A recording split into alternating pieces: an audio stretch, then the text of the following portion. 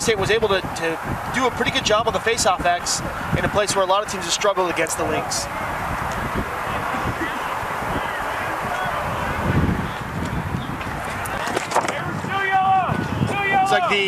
Looks like Montana State's going to start working here as they're finishing their sub. They're going to be working out of a bit of a 2-3-1 look.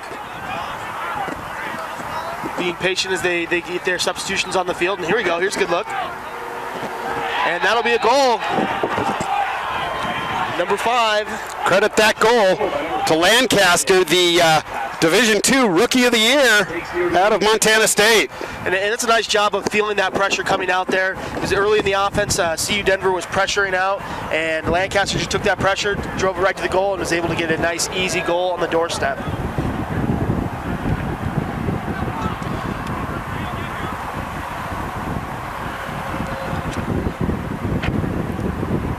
So we were on face-offs again.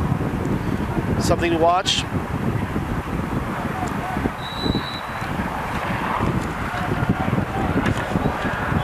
And you got a little bit of a 50-50 ground ball, but that one's picked up by number 19, Lazar, and he's going to carry it into the offense.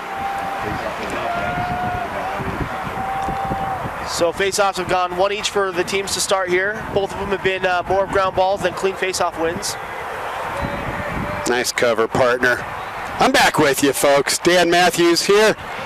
Ball is near side. Warlam has it for the Lynx. He kicks it up top for Welch. Welch is going to feed far side wing. There's a nice shot and a goal by Dodd. Wearing the 17 today. His normal number was 20. Nice job there. Again, a nice hard topside dodge. That grass is not forgiving, especially for the defenders. So you're going to see some people slip. We saw it yesterday a bit where they were slipping, and that's going to create opportunities for guys that are dodging hard. So we're about 90 seconds into this one. Got the replay on the screen there. Nice shot there by Dodd.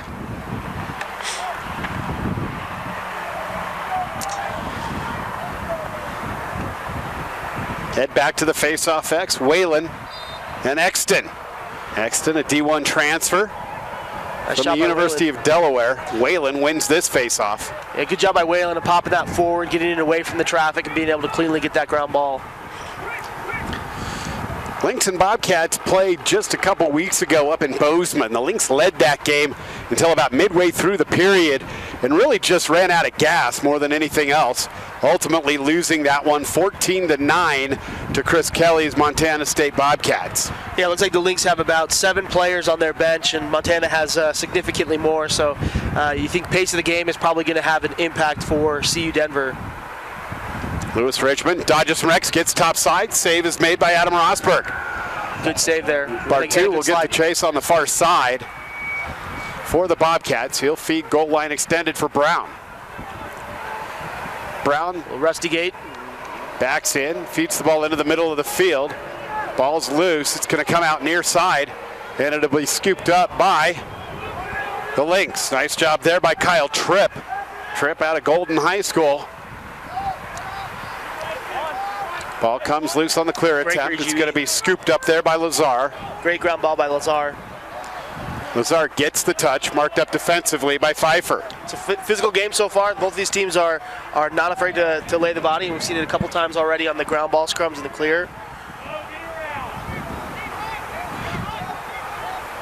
Carrying across the top is Exton. He feeds over to Lazar. Lazar spins to the outside. Nice defensive work there by the Bobcats. Feed comes up top for Exton, comes near side now for Dick. Dick gets inside, fires a shot. That one goes wide. Just couldn't quite get the hands free enough. A lot of movement there for CU. They started in a bit of an open set on the dodge. They rotate out of it.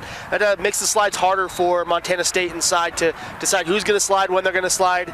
It's a nice little set for CU Denver here. It looks like they're right back in it. Modest breeze coming out of the southwest. Game time temperature about 75 degrees.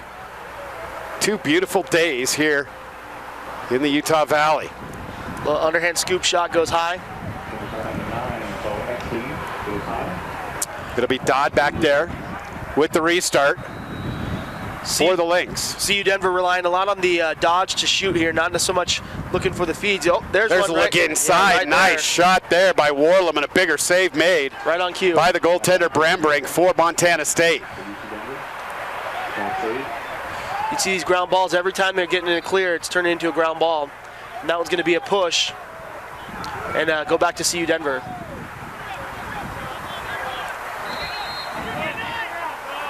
Ball's going to work near side for Exton. He'll walk the ball into the box for the Lynx. Kicks it up top for Dick, now far side Lazar. Lazar picked up defensively by Pfeiffer.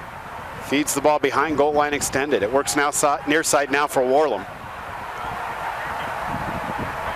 There's a pick Warlam there. Picks up a pick. Feeds Exton. Ball goes down low for Great save. Dodd. Dodge pass into Warlam and a big save. You can see again out of that open set, CU Denver rotates and find a little bit of a easy look on the rotate, and that's a good ride. Brambrink has it taken away. Backs into his cage, feeds the ball across. Pfeiffer will start the clear. We have a flag in the hand, but I don't know if it's going to be Bobcats. thrown or not. Here it goes. So a delayed flag here from way back a couple seconds ago. So Thrown near midfield. So we've got a penalty coming up against CU Denver. I think he carried it so he didn't have to run so far back to get the flag. That would be my guess. It's a smart move. So a little bit of a free possession here for Montana. You can take a few maybe extra risks as you know you're going to get the ball back and you get a good possession on the man up.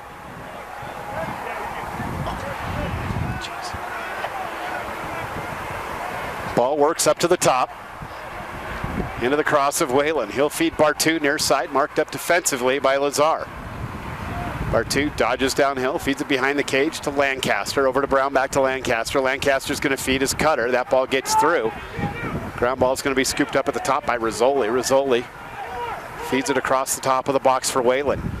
It's a beautiful job by Rizzoli of Feed inside from Whalen to Rizzoli. That ball comes loose. Richmond tries to bat at it. Save's going to be made by Rosberg. It's a great job by Rizzoli for the Bobcats of picking up that ground ball and then not holding it, moving that ball quickly after he gets it in his stick. It's a nice job.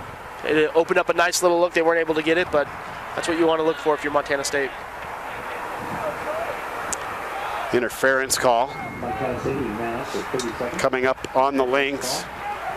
It's going to be Lazar that spends some time in the sin bin.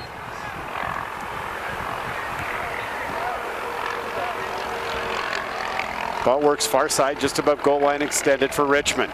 He's going to feed Brown behind the cage. Brown lobs a pass for Lancaster. Shot low to low. Save made by Rosberg. On the shot by Whalen. It's a nice save. It's a little too easy. You're not changing planes and you're man up. You want to step into the shots and change planes, make the goalies have to adjust. But goalies all over it. Easy save in the man down.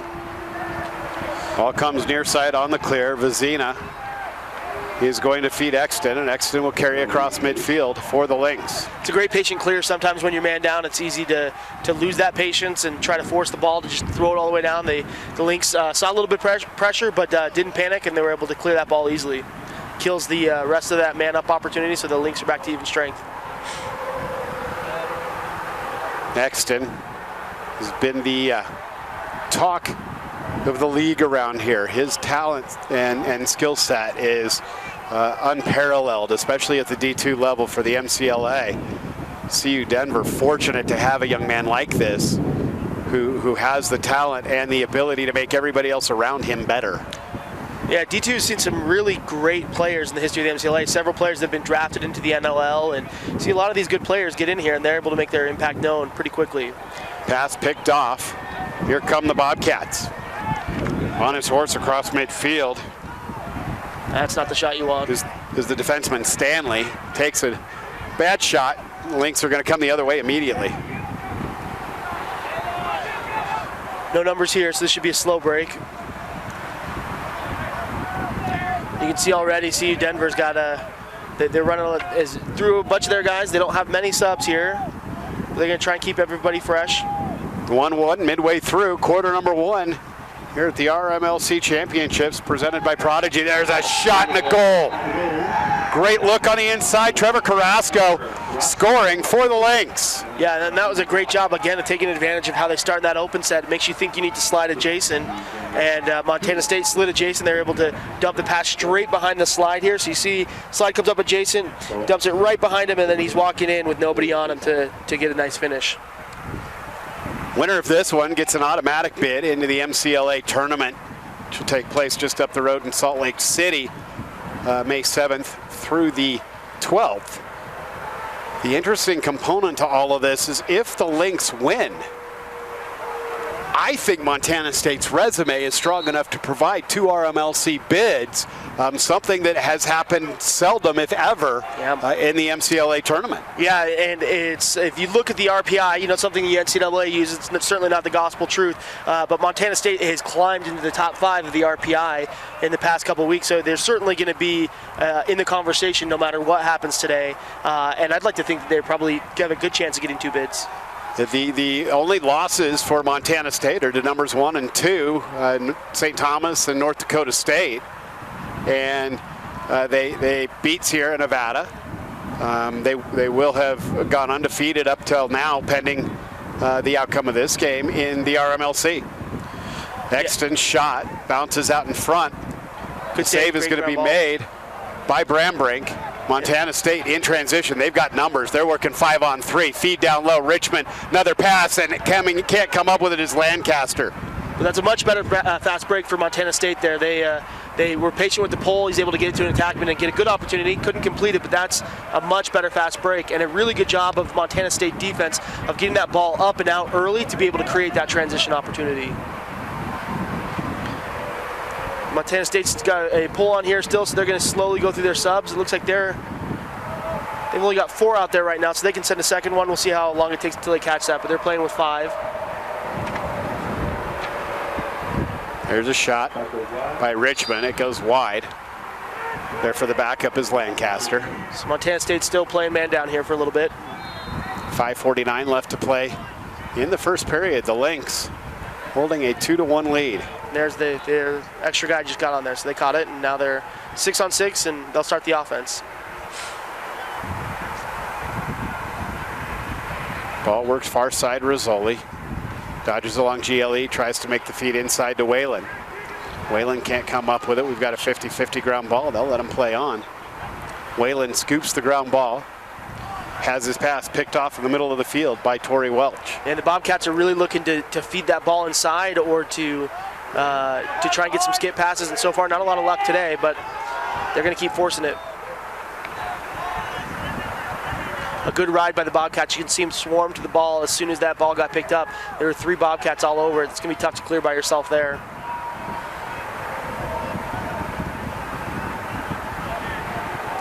Ball's up at the top. Whalen setting the Bobcat offense. They trail by 1.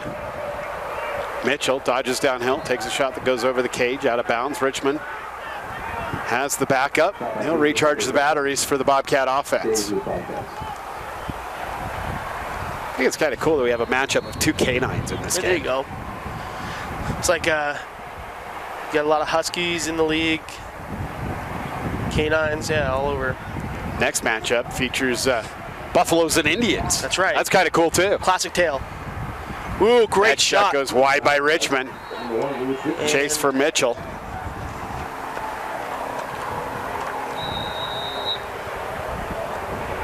One rung off that lefty pipe. That's a good shot placement there, making sure you're moving to the opposite side.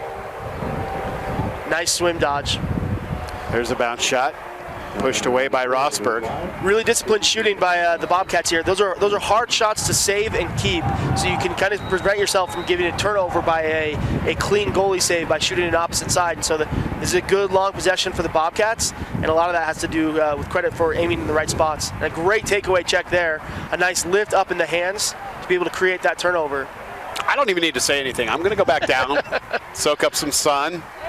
That was an awesome check. I love good defensive plays. A masterful job here by Jordan Harris today, folks. I'm Dan Matthews from Lacrosse Talk Radio. So glad we could be here. Turnover Lynx. Stanley comes up with it. He's going to feed near side for Brine. Brine takes a second or two to come up with it. Takeaway check there by Warlam. Warlam makes the feed far side, all alone on the doorstep, and the save is made by Brambrink. That's going to be interference. So maybe a flag, it looks like. And we've got a wrestling match over on the far side. And both of these teams are being tenacious in their rides. It's not they're not even in 10-man rides or anything aggressive. They're just swarming to the ball with their attackmen, and it is making it hard for either team to get that ball across midfield after turnovers. And that one's going to lead to a man-up opportunity for the Lynx. It's going to be William Brine, I think, spending a little bit of time in the sin bin to think about what he's done.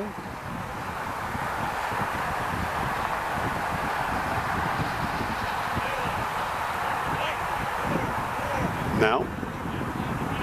It's going to be an unsportsmanlike for 1 minute on 44. It is on Brine. He's going to get 60 seconds in the sin bin.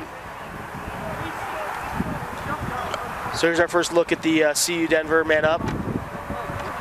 It's going to start far side with Drew Lazar. He'll feed down the goal line extended and get the ball back on that far side, marked up defensively by Buckingham. Feed comes up top for Dick, who feeds Welch. Welch is going to drop it down to the wing and get it back. Welch can't control. He'll have to scoop up the laundry. Feeds the ball far side. Back up top for Dick. Dick steps down and takes the bouncer and scores. It's 3-1 Lynx. It's a good shot. That's if you're going to shoot from 17 yards, you might want to make sure you put some juice behind it and get a little bouncer. Timeout Bobcats. Coach Kelly wants to talk about this one. They trail 3-1. These are the RMLC Championship Tournament presented by Prodigy, available on Lacrosse All-Stars and Lacrosse Talk Radio.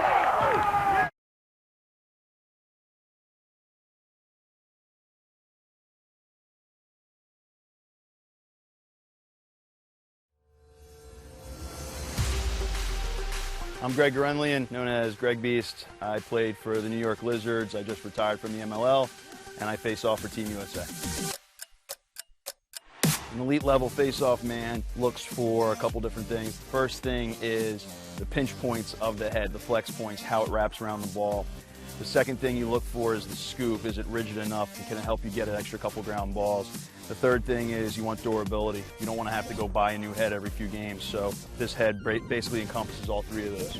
The Face-Off Academy put Command X's heads and their prototypes through the grinder. They lasted throughout the entire grind.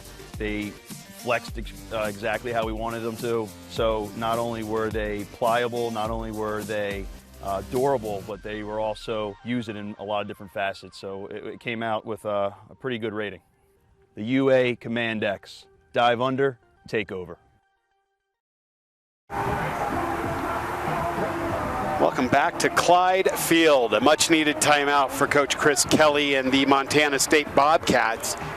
It's a 3-1 deficit for the Bobcats, not a position they often find themselves in.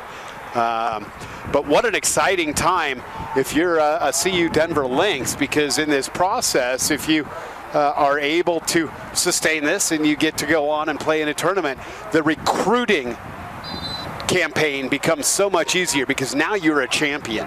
Yeah, one thing that's important in the MCLA is making sure that you can build consistency from year to year, and there's no question that winning helps add that consistency. Guys are rearing to come back, and new guys are looking to join the team when you can come off a year where you win a championship and compete for a national championship. Ball's over Rosberg's right shoulder. Richmond fed it up to the far side wing for Brown. Brown has Bartu coming on, but he'll give it back to Richmond at GLE. Bartu and Whalen just came onto the field. Whalen's going to get the feed from Bartu.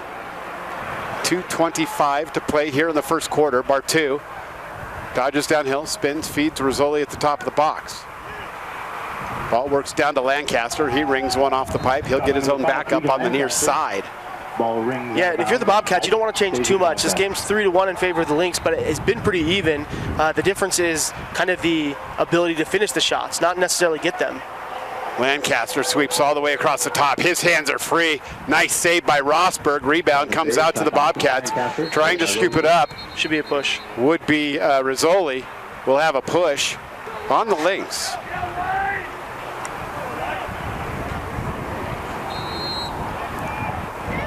Tripp marks up Richmond on the restart. Feed comes up top for Rizzoli. Sorry, Rizzolo. I knew that. There's a shot, Bartu over the cage, out of bounds, backed up by the Bobcats. 1:49 left to play. First half, Bobcats out shooting the Lynx 7-6. That means the Lynx are currently converting at a 50% rate. And their shots on goal, there's a run fired wide by Rizzolo. Yeah, you'd like to see the Bobcats get a little bit back to what they got their first goal on, which was a hard topside dodge instead of settling for the further outside shots. stepping into him, take maybe 16-yard shots. Working inside, nice low to low by Brown. That was a thing of beauty. That was awesome. And that's exactly what you're looking for there. Instead of settling for an outside shot, you take a hard dodge, use your size, use your body to get inside, and he finishes with one hand low to low. That was a great finish, and exactly what the doctor ordered for the Bobcats.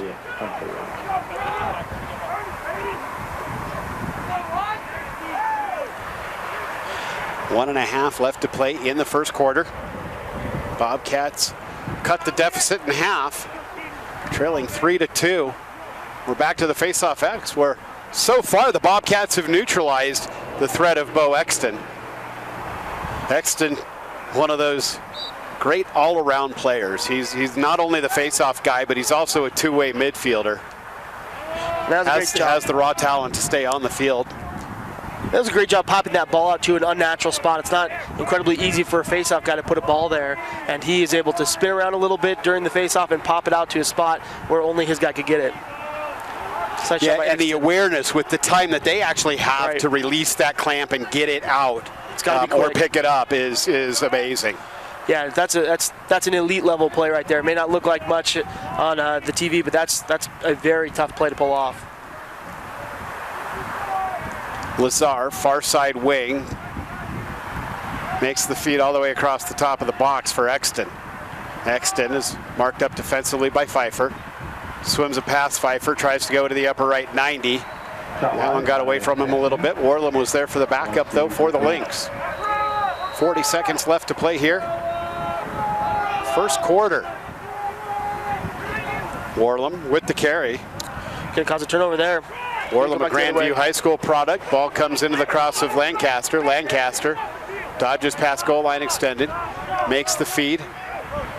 Oh man, that was a good opportunity. Just couldn't corral the ball. There's nobody within 5 yards there. Hughes couldn't corral, but the ball ends up with Brown. Back up top. I'm sorry, for Hunter, not Hughes. Let's try this again. Brown's going to dodge GLE. He'll get above, tries to stuff it into the upper right 90, gets pushed into the crease. 3 seconds left. So Montana State will hold possession. They will not have to take a face-off to start period number 2. If that's going to be a flag, I think it's going to have to be an unsportsmanlike conduct.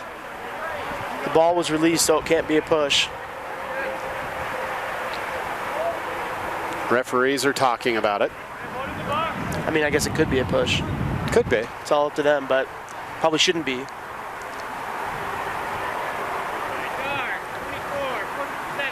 They're giving them a 30-second push. Referees are always right. Yeah, they're always right. Always right. Yeah, that's as a coach, it's a frustrating one when the ball's out and you still get that push call instead of the maybe a more appropriate sportsmanlike conduct or unnecessary roughness call. End of the first, 3-2. CU Denver leads Montana State in the RMLC Division II championship game presented by Prodigy.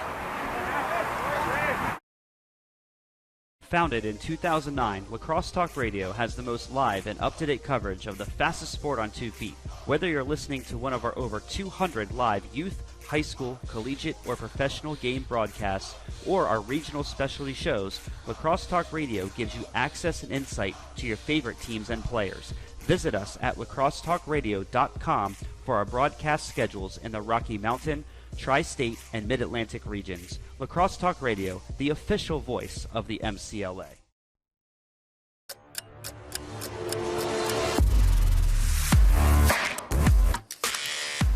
My name is Pat Young. I started my college career at University of Maryland, Baltimore County and finished up at University of Maryland, College Park. I currently play for the Ohio Machine. The shaft is the Meso, and obviously when you look at it, it's got a really sleek look to it. Black on black, it's pretty smooth. Feel it, it's not too rigid, got a little bit of a grit to it. It's very durable, but it's pretty light. It's got a little bit of a flex to it, so it puts a little bit more on your shot.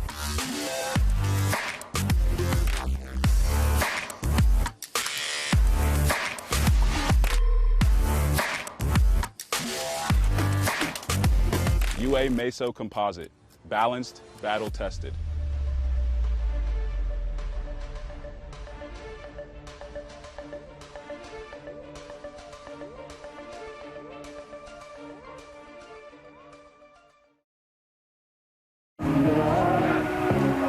Nice that the teams are at times able to take advantage of the canopy shades provided for soccer. That's right. Soccer players maybe not quite as tough to handle the elements, so they get these canopies over them for the games. Lacrosse players, I don't see that very often. I'm not too proud to sit in a canopy if I'm a player on a hot day. I wouldn't. I wouldn't be too proud. I'd be under there. I'd be under there. Why do you think we take this scissor lift down at halftime so we can sit in a regular chair under the tent? It's not everybody who gets to work in the shade. 15 minutes on the clock. We're just about ready to start the second period here. 3-2. The Lynx. They'll have 27 seconds here on the man up after the end of the quarter. They'll start work out of a 3-3. Rizzola with the ball in the top right. Feeds through Whalen over to Brown, now down low. Through Lancaster to the behind the cage. There's a step down by Whalen and he scores. A great shot by Whalen, a good little man out play. You see they started in a 3-3 and they did a slow rotation out of it, and that just freed Whalen to be able to step into a shot with nobody on him. It's a simple man out play, but sometimes the easiest ones are the ones that work the best. You can see Whalen just comes free, rotating over from the top middle, and that's a great placement on the shot. Way to step in, and it's nice when you have your hands free to make that happen. Hunter will head to the face-off X to square up against Exton.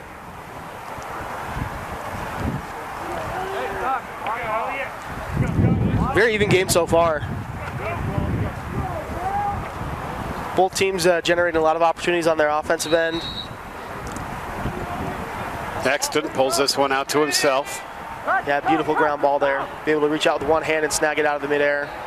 Feeds the ball to Warlam. Warlam will start the offense from the far side wing. Those of you listening on Lacrosse Talk Radio, the Lynx are in their all blacks, trimmed in gold and white. Not always the most fun to play in on a warm day. Montana State, navy shorts, white jerseys, trimmed in opposite colors. Lynx moving left to right across the portable device or across your TV monitor. Ball works into the cross of Lazar, near side. Left-hand carry. Nice defense there by Bryan. Lazar throws it away, offsides, Lynx. It's going to be Bobcat ball. It's a good quick slide by the Bobcats to help create that pressure. Lancaster on the far side. He's going to feed the middle of the field for Schwal.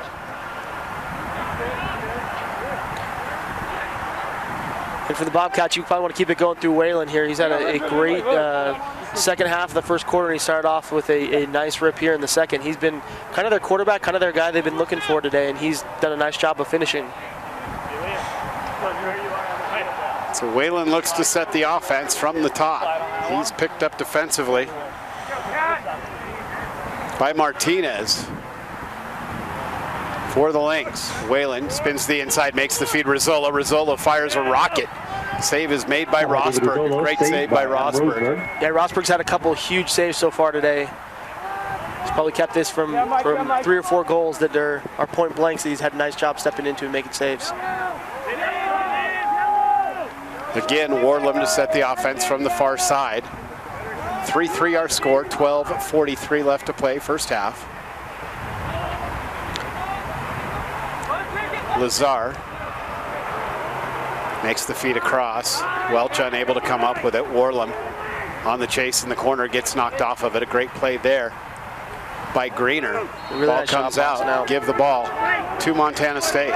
Turnover, ball goes That's a to hustle play. Montana State. Those won't go on the scoreboard, but those are important.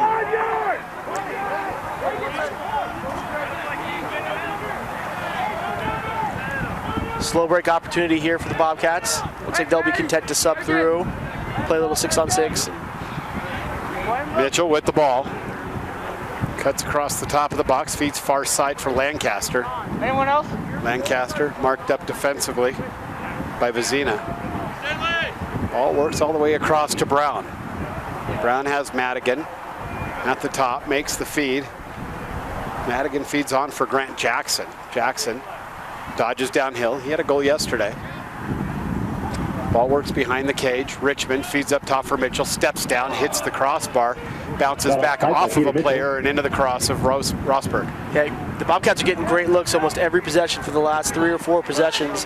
They've been hitting pipe, and Rosberg's making some big saves, but the looks are getting better and better for the Bobcats.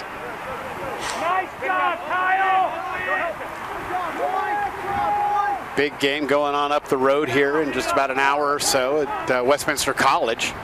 The Griffins will be playing host to Colorado Mesa University. It's become a nice rivalry for those two teams. Griffins played the Mavericks to a 13-12 game in Grand Junction a few weeks ago. Looking to exact revenge at home. Ball works downhill. See, Denver's going to go with a little bit of an invert look here.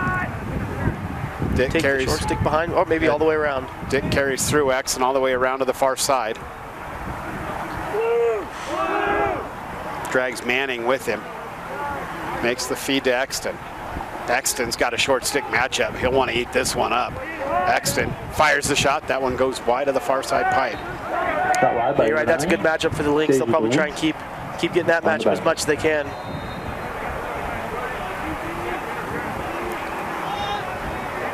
On the restart, ball comes all the way up to the top. Lazar dodges to the left side alley, fires a shot wide of the cage. Shot wide by number 19, Drew Lazar. Lynx are using a lot of picks here, especially up top, trying to spring their guys to get their hands free. So he's been working so far this set for him. Warlam gets the back up, carries the ball in, feeds the ball to the middle of the field. That one goes wide. Chasing it down is the goaltender Brambrink. He's going to feed it on for Bryan. Bryan works it up to the top. Getting pushed on the near sideline and throwing the ball into the offensive zone was Manning. Yeah, it's always hard when you miss one of those first passes in the clear. So even though the Bobcats turn it over later, it lets the Lynx, the attackmen catch up and ride, eventually create that turnover just for a missed pass with no pressure.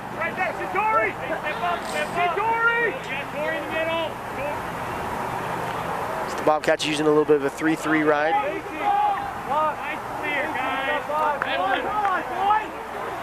Usually if you're patient against the 3-3, you can almost always find the looks and clear at close to 100% as long as you can complete the passes. So if you're going against it, you just want to be patient, find the right look. Ball works to the top for Exton. He's going to feed Lazar.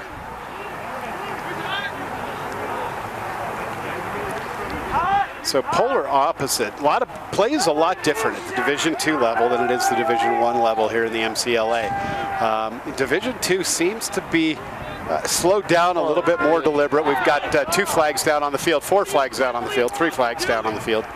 I can't count, but I do know that field turned really yellow. Those are just silly flags. It's an interference, and I think potentially a cross-check inside, way away from the ball that added no value for your team. You know, as a coach, there's always penalties you're going to be okay with, but those are probably not it. And I was talking to Coach Kelly before the game about that exact thing. His team has a nasty habit of spending a lot of time in the penalty box.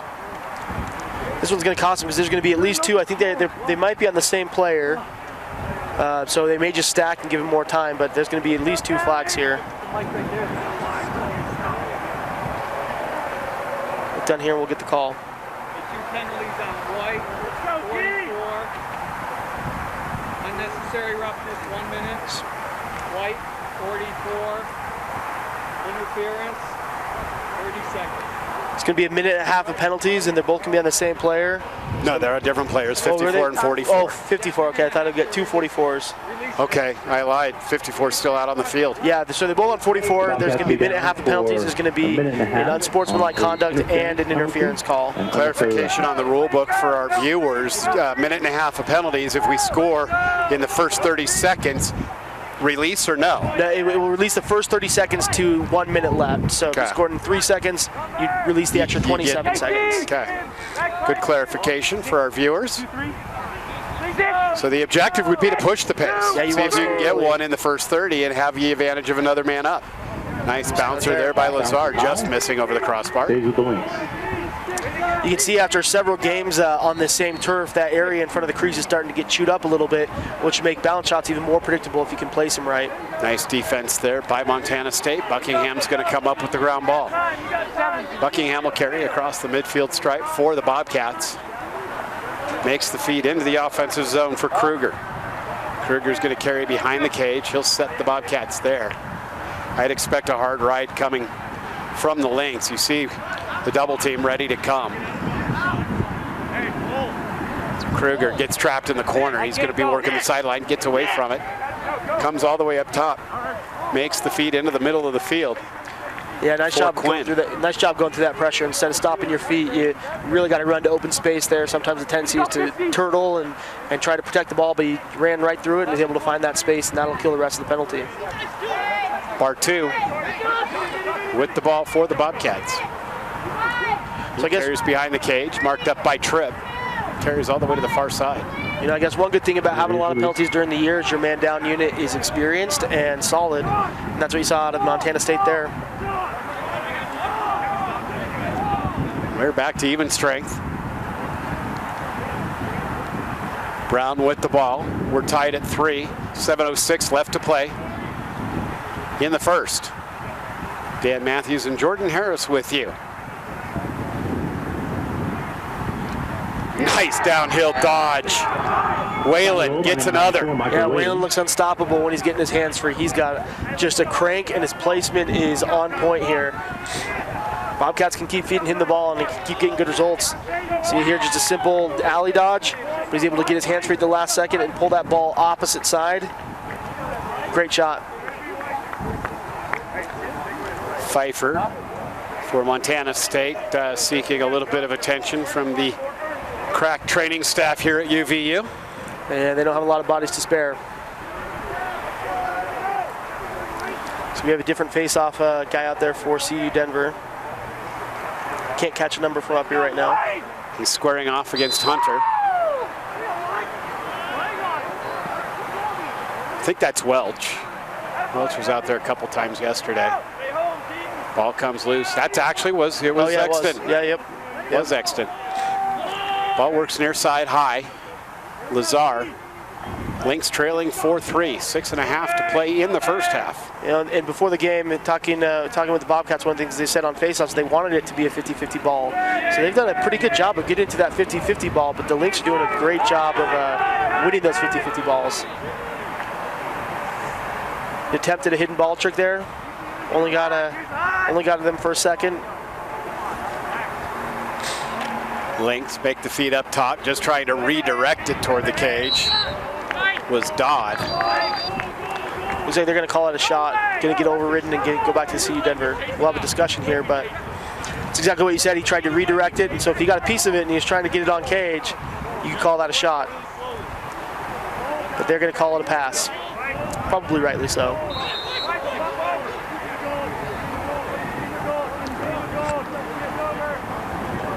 Bobcats work the clear.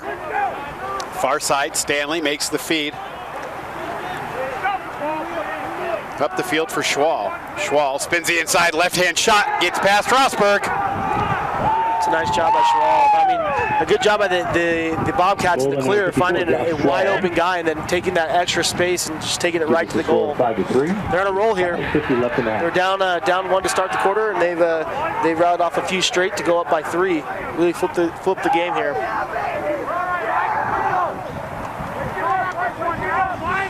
Bobcats would get my vote for amongst the coolest lids in the MCLA.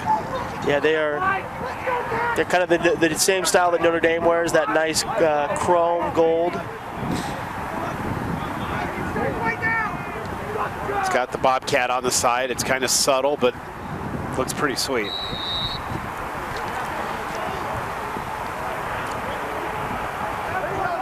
Give this face-off win to the Bobcats. So the Bobcats doing a great job right now of neutralizing Exton.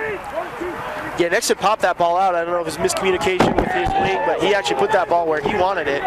There's just a Montana State Bobcat there instead. Just under 5.5 to play here. It is 5-3 Bobcats. 5-3, yeah. Misread it in the sun. Ball works across the top for Madigan.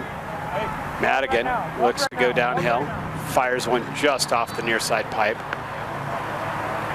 Like the placement of that shot. Yeah, you want to put it where it's either going in or it's going wide, as long as it's not right in the goalie stick. Got a pick from X here. Richmond rolls along goal line extended, makes the feet out in front. Lancaster goes wide with it. He wants that one back. Yeah, good job on that play from X of running off the pick and being able to draw a lot of traffic down low, open up the inside wide open. Can't ask for much better looks than that. Nice look by Brown, circling around GLE. Pass gets batted back to Rossberg, and it's be scooped up. Montana State steps in the crease. It'll be Lynx ball. Montana State in the crease. Possession goes to UC Denver. Here comes Montana State on the ride. Stick with us. We will, during the course of the rest of this game, announce the Division II All RMLC team. Easy look for Brown on the doorstep off the turnover. They don't get easier than that, and that's a product of the ride there. Good job of pressuring him and not letting him have an easy time to walk it up, and as they pressure, it creates a layup goal for the Bobcats. Yeah, and the nice thing about what Brown did, we'll see it on the replay, is the multiple fakes out front, not taking the shot immediately, making it so that he has a good look at the back of the net because of where the cross changes planes for the goaltender Rossberg. That's right, and it's a good job of having spatial awareness to know you have the time to be able to make that happen. Timeout Lynx. They trail 6-3. The Bobcats have doubled them up. 4:16 left to play. First half, these are the RMLC Championship Tournament presented by Prodigy.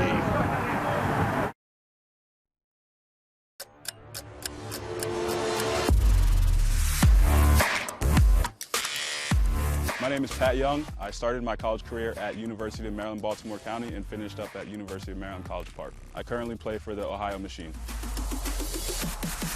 The shaft is the Meso, and obviously when you look at it, it's got a really sleek look to it. Black on black, it's pretty smooth. Feel it, it's not too rigid, got a little bit of a grit to it. It's very durable, but it's pretty light. It's got a little bit of a flex to it, so it puts a little bit more on your shot.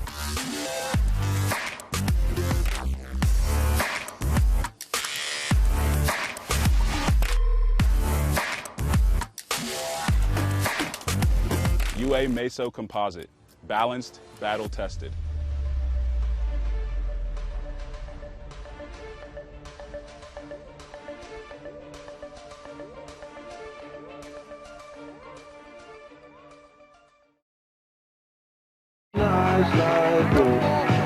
Welcome back. We are on the campus of Utah Valley University in Orem, Utah. These are the RMLC championships.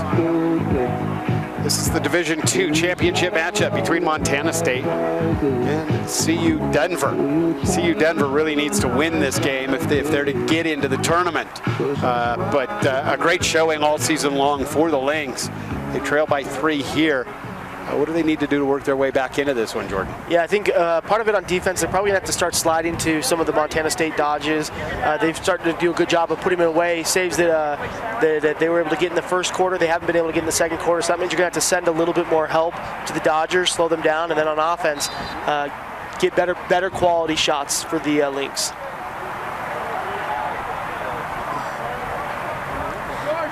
Face off after the timeout. Still loose on the far side of the field. It's going to be have a hold, and the ball's going to go to the Bobcats. So the Bobcats kind of turning faceoffs into a strength this quarter. They've done a really good job. Lewis Richmond. They'll start on the near side wing. Feeds the ball up top for Rizzola. Rizzola will captain the offense from near midfield. All the way around to the far side. Whalen comes on. Rizzolo starts his dodge. Down the far side alley. Backs out toward the far side GLE. Backdoor feed Richmond. Richmond goes low to low. Shot and save made by Rossberg between the feet. Good job of Rossberg getting low on that shot. Read it early that it was going to be low on a low to low. And Rossberg throws it away. Yeah, clearing has been a big issue for the Lynx here in the second quarter, giving the Bobcats extra opportunities. And they've been taking advantage.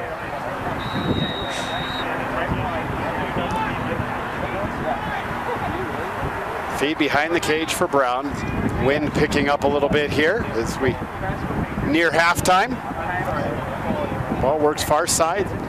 Rizzolo, he'll feed it all the way past goal line, extended for Brown. Brown's going to work it near side Richmond at GLE. Richmond tries to beat his man. Nice slide there by the Lynx, Elliott Smith. Ball comes up top, Whalen. He's got 3 already today. Feed into Bartu. Bartu gets past his man, bounces one wide of the cage. Shot goes wide by Trey Bartu. Nice slide and recovery there. The Lynx were able to slide a couple times on that set.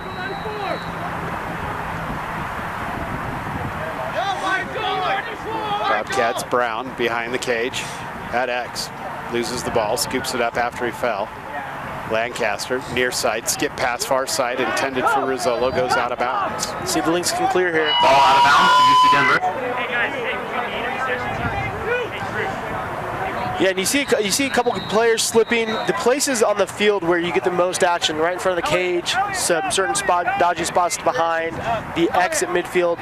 Those, all of those are going to be spots that are going to get more and more slippery over the course of the day after you've had 4 games on it. And you're going to see another turnover here. It's a nice hit on the right. Good job keeping the stick or making contact right in the chest instead of getting in the head. Bobcats stop another Lynx clear, so that's 3 or 4 failed clears in the last 2 minutes for the Lynx. Lancaster will beat the double team on the far side, carry the ball into the offensive zone, into the box on the far side wing.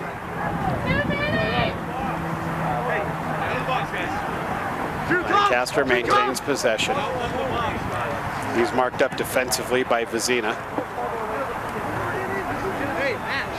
Makes the feed up top for Whalen, and Whalen starts his dodge down the far side alley, spins, heads back, slide comes Garcia. They call Ward. Got a Ward on Whalen. Yeah, you know, in the high school rules this year, they clarified that it is impossible to ward with 2 hands, and that clarification has not made it to the NCAA rule book, and so those calls can still be up to subject to the referee's discretion there, and that would have been one there. It looked like he still had 2 hands on it, but did use his elbow to push off a little bit. I think the Ward, honestly, is a subjective call anyway. You know, so many guys you'll see will put their arm out a little bit to give themselves a little bit more space. Yeah. Turnover again for the Lynx. Heading up the middle of the field now.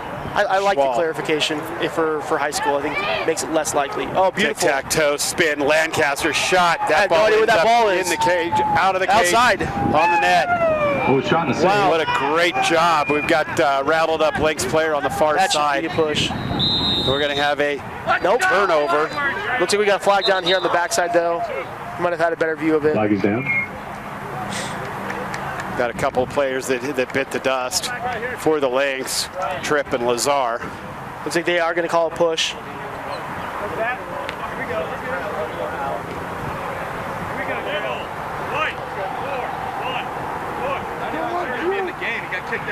Bobcats with man down. It's going to be nice for the Lynx. They get a free clear here, so this one they'll get some offense. They'll be able to be man up until about 17 seconds left in the quarter, so they'll probably want to just try and get one here early. Going to be No sense in Brown waiting. spending some time in the sin bin now for the Bobcats.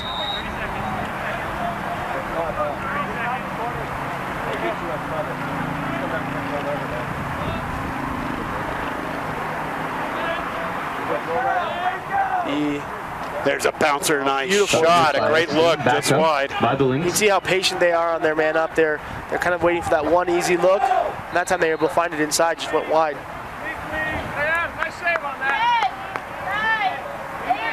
Ball works up to the top for the Lynx, far side now.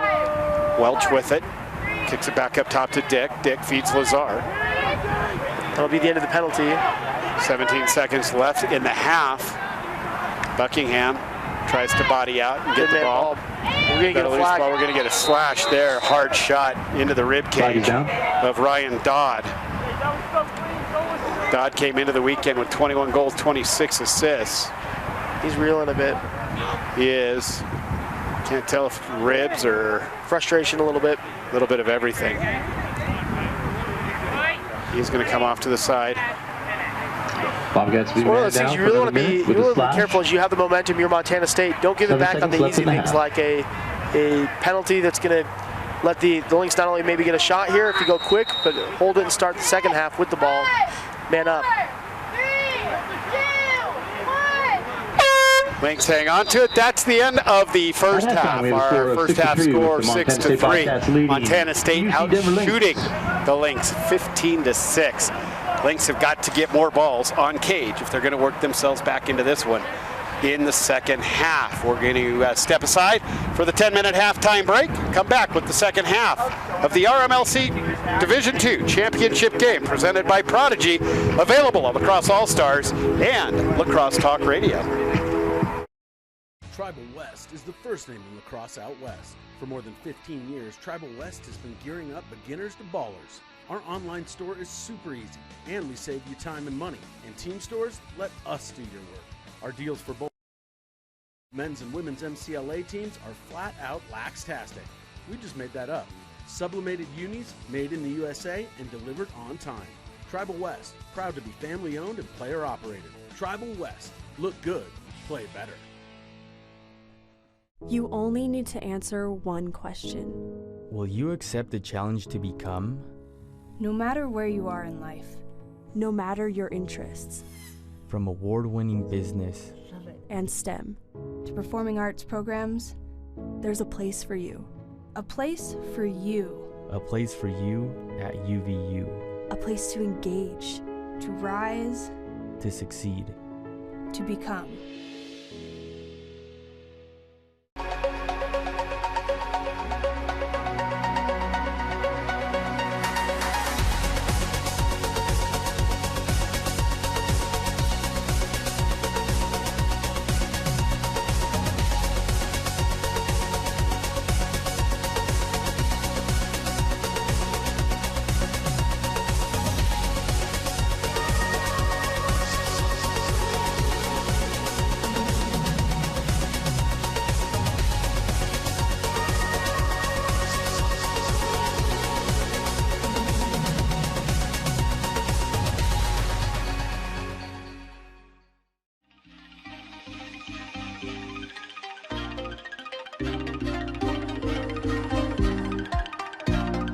My name is Pat Young. I started my college career at University of Maryland, Baltimore County and finished up at University of Maryland College Park. I currently play for the Ohio Machine.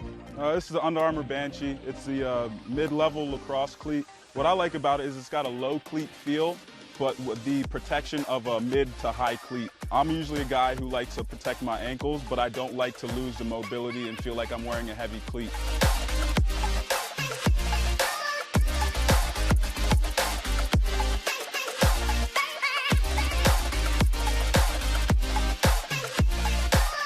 UA Banshee, untouchable, unstoppable.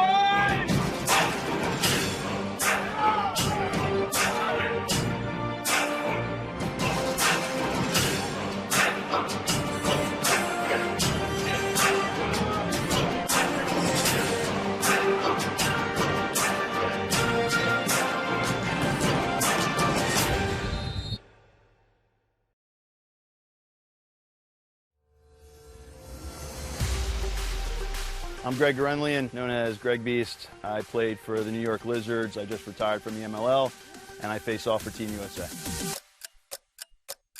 An elite level face-off man looks for a couple different things. First thing is the pinch points of the head, the flex points, how it wraps around the ball. The second thing you look for is the scoop. Is it rigid enough? Can it help you get an extra couple ground balls? The third thing is you want durability. You don't want to have to go buy a new head every few games, so this head basically encompasses all three of those. The Face Off Academy put Command X's head and their prototypes through the grinder. They lasted throughout the entire grind. They flexed exactly how we wanted them to. So not only were they pliable, not only were they durable, but they were also used in a lot of different facets. So it came out with a pretty good rating. The UA Command X. Dive under, take over. Founded in 2009, Lacrosse Talk Radio has the most live and up-to-date coverage of the fastest sport on 2 feet. Whether you're listening to one of our over 200 live youth, high school, collegiate, or professional game broadcasts, or our regional specialty shows, Lacrosse Talk Radio gives you access and insight to your favorite teams and players. Visit us at lacrossetalkradio.com for our broadcast schedules in the Rocky Mountain, Tri-State, and Mid-Atlantic regions. Lacrosse Talk Radio, the official voice of the MCLA.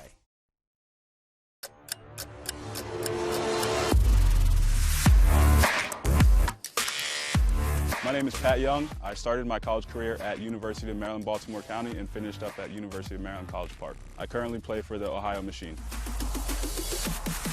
The shaft is the Meso, and obviously when you look at it, it's got a really sleek look to it. Black on black is pretty smooth. Feel it, it's not too rigid, got a little bit of a grit to it. It's very durable, but it's pretty light. It's got a little bit of a flex to it, so it puts a little bit more on your shot.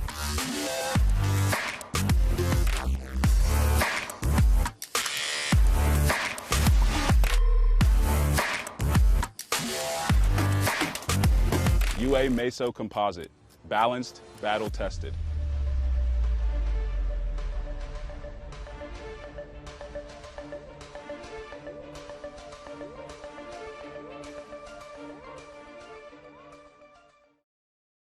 Tribal West is the first name in lacrosse out west. For more than 15 years, Tribal West has been gearing up beginners to ballers. Our online store is super easy, and we save you time and money. And team stores, let us do your work. Our deals for both men's and women's MCLA teams are flat out lax-tastic. We just made that up. Sublimated unis, made in the USA and delivered on time. Tribal West, proud to be family owned and player operated. Tribal West, look good, play better. You only need to answer one question. Will you accept the challenge to become? No matter where you are in life, no matter your interests, From award-winning business and STEM to performing arts programs, there's a place for you. A place for you. a place for you at UVU, A place to engage, to rise, to succeed. to become.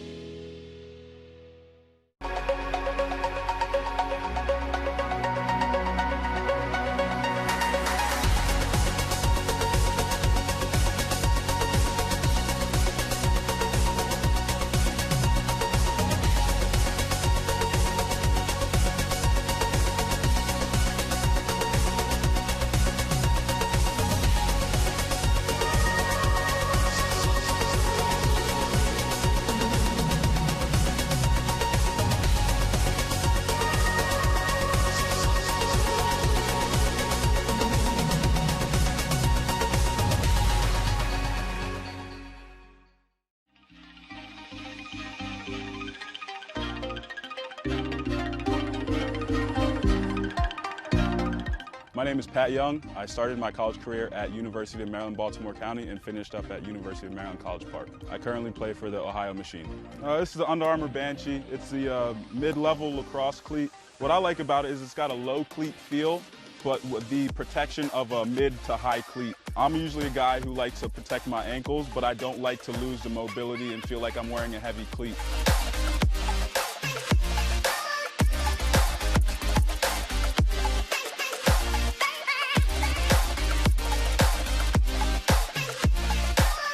UA Banshee, untouchable, unstoppable.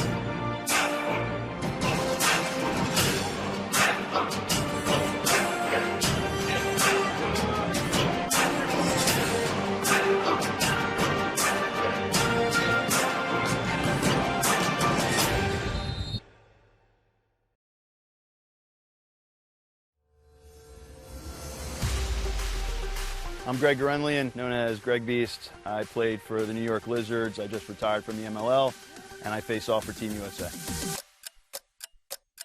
An elite level face-off man looks for a couple different things. First thing is pinch points of the head, the flex points, how it wraps around the ball.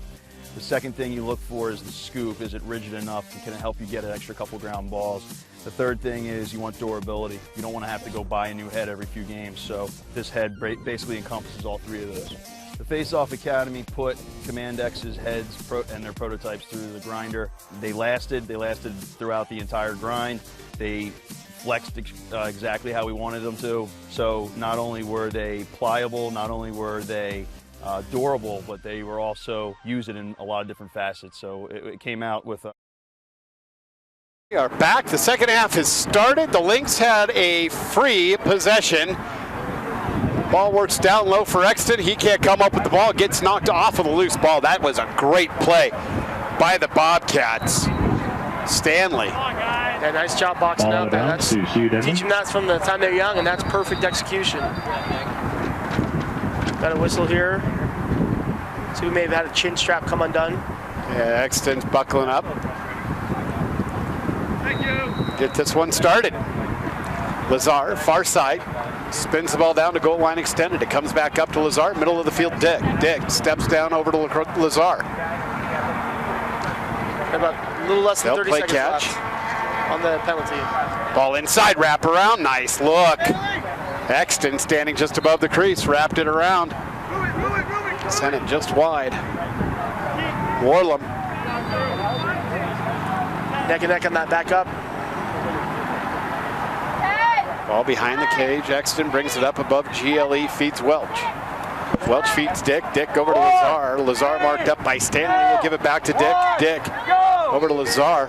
Penalty has released. Welch comes on. Welch loses the ball. Great takeaway there by Pfeiffer. Yeah, you mentioned in the first quarter when the Lynx had 3 goals and they were scoring on 50% of their shots that are going on cage, and that's actually still the case. They haven't had a shot since the first quarter that's gone on cage.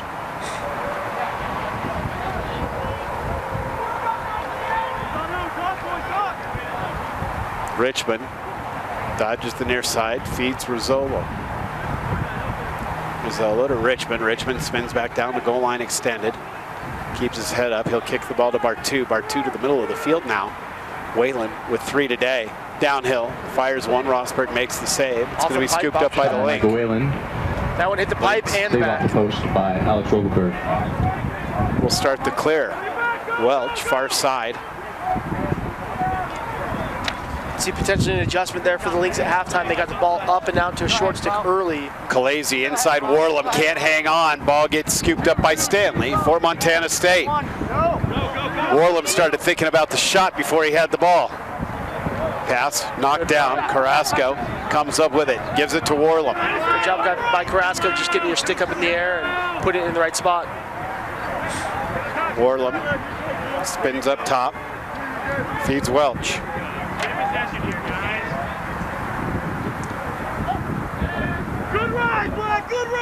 Ball works back to the top for the Lynx. They trail 6-3, 2.5 gone by here in the third. I'm Dan Matthews with Jordan Harris, representing Lacrosse Talk Radio and Virtually Varsity. And who knows, before too long, Virtually Varsity may be representing Lacrosse Talk Radio. Yes, indeed. Ball works to Exton. He's all alone, bounces Outside. one off the side of the net. I really like that look. That's the best look that CU's had since probably the first quarter. A really good job of not just forcing it inside and getting a strong dodge to open up a shot. It's the best opportunity they've had. It just went a little bit wide. The University of Colorado entity as a whole has got to be proud with 2 club programs representing the university here in Orem at the RMLC tournament, both playing in championship games. A little bit later on today, it'll be Colorado taking on Utah, and if I'm Utah, I'm not sure I want to see Colorado again.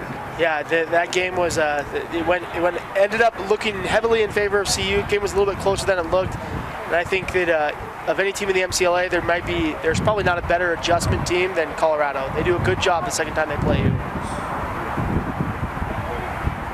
Whalen with the ball for Montana State. He carries out to the upper elbow on the far side. Makes the feed to Richmond. Richmond inside bar 2, save Rosberg. Huge save. Great kick save Rosberg. Ball pops out to the side. It'll be scooped up by the Bobcats. Comes to the top, Whalen. Whalen rolls left, fires a cannon at Rosberg, and Rosberg's up to the task again. Rosberg is standing up tall in net today. He's had a lot of saves. It's 18 shots for the Bobcats, and he's only letting 6. He's having a great day. Yeah, 12 saves. Saving 66% of the shots that are fired at him. That's more than you can ask from any goalie. It's a great job.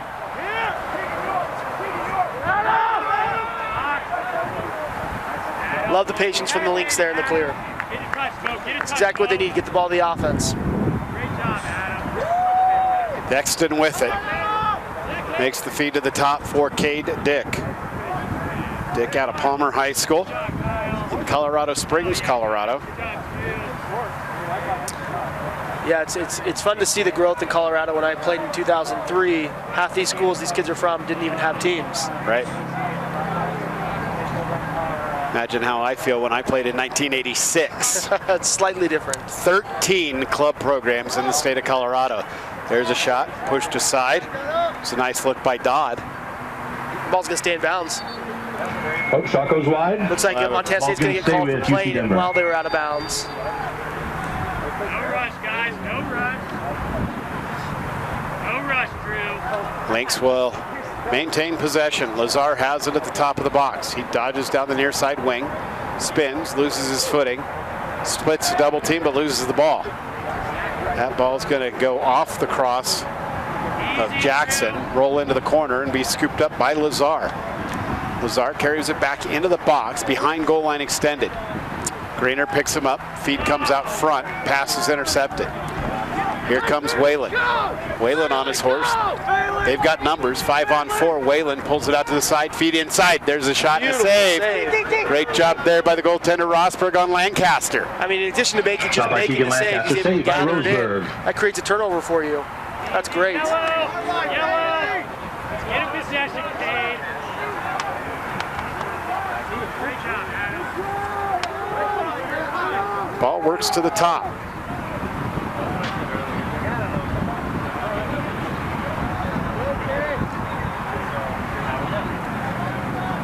Rosberg has certainly been putting in the work. He's on one knee back here on the defensive side, but man, he has been doing a lot for the Lynx today. Nice pass near side. There's a rip. What a great shot. Bo Exton right between the wickets of the goaltender Brambrick. Yeah, when you look at the shots again, the Lynx have scored 4 goals on 7 shots. So the key for them is just you need to get more shots on cage because they're having success when they're doing it. They cut that lead down to 2 with a nice low-to-low shot. 8:27 left to play, third quarter. Division II title on the line. You got to think, no matter how this game shakes out, at least in the selection committee discussion tomorrow night, both these teams' names are going to be brought up no matter what.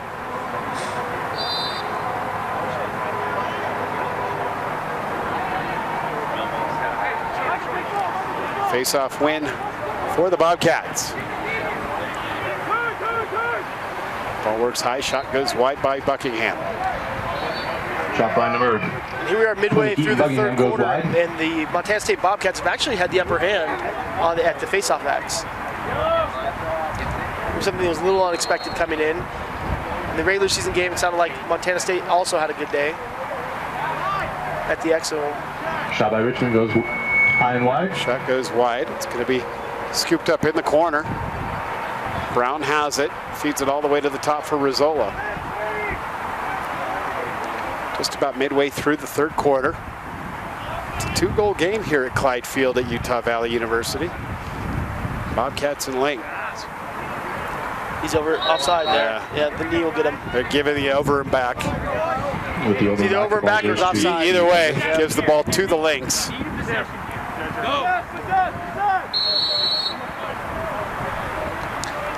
Welch gets the start all the way at the top. And that felt like for the past 12 minutes or so of the game. Welch rings one off the pipe. It comes up top. It's going to be scooped up by the Bobcats. Nice job by Andrew Quinn. last 12 minutes of the game, it really felt like it was owned by the Bobcats a bit. And this game is actually still, it's a lot closer than it felt for that period.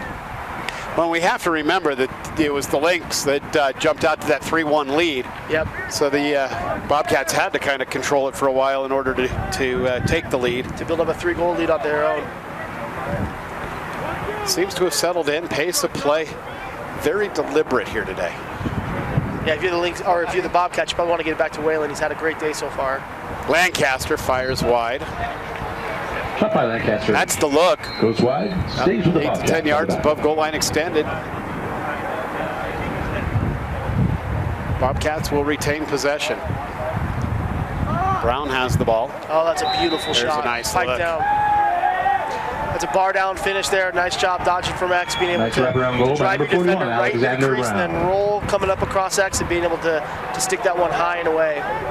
Makes it 7-4. Here's another look at it. You can see him roll right there and steps away to get his hands free a little bit, and he's good placement on the shot. Those are the ones that are tough for your goalie to get. Inside close, moving, a lot of traffic coming in front of you.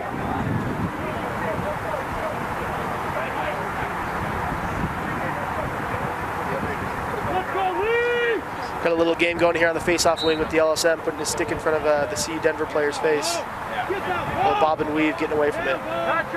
Grinded out face-off right now. These look like Whalen and Exton. Yeah, this looks like some of those Baptiste face-offs you see for Denver. Just try and tie it up. Exton ends up hanging on to it. He's down on the turf, gets a little push. 50-50 ground ball. Is going to be controlled by Exton. Nice job by Bo Exton. Really like this kid's game. I can't say it enough. They're going to get a flag here. I think that's going to be a slash. Exton down on the He's turf, still just cradling. hanging onto He's the still ball. cradling. And it's one of those where if you're Montana State, you got to leave it alone. Wow. What a flip. Lynx, shoot, awesome. score, what a play! We got a little trip in here midfield after that. Exton, from his tail end, flips the ball, and taking it to length and scoring was Lazar. And you can't understand how big that play was, because in addition to getting the goal, you're going to get a man-up face-off coming right here. That should be a slash. That should stick for another minute. Exton, he's going to get our Iron Man award. He has been nothing but solid. You see him hunched over at midfield with good reason. He has been all over the field tonight. And face-offs are not an easy thing for your endurance. They take a lot out of you, especially those long ones like he just had. But he's lining right back up for the man-up face-off.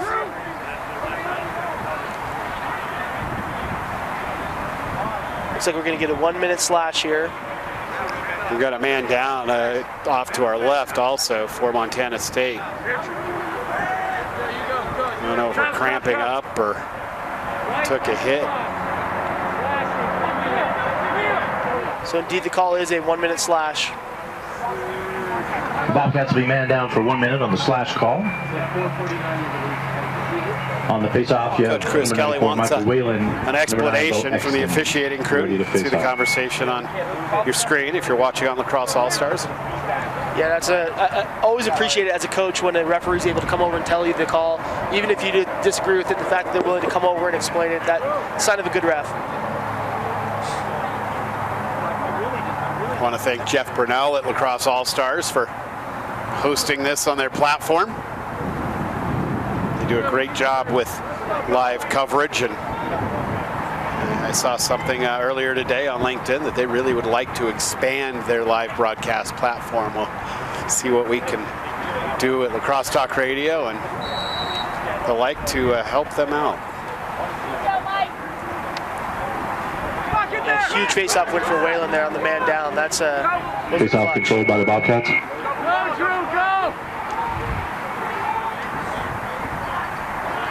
Now the Lynx going to have to chase a little bit here. Has the ball. He's going to carry all the way around. Schwal will carry behind the cage. One-man PK here. Yeah, those man-down face-offs, they have a disproportionate value. And that not only do you get the face-off win, but you're going to kill almost this entire penalty because of that face-off win.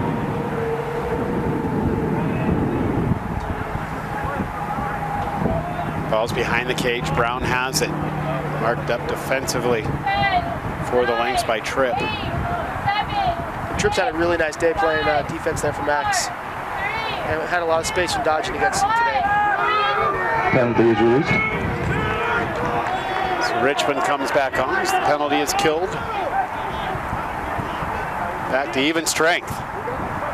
4.5 to play, third quarter. It's a 7-5 lacrosse game.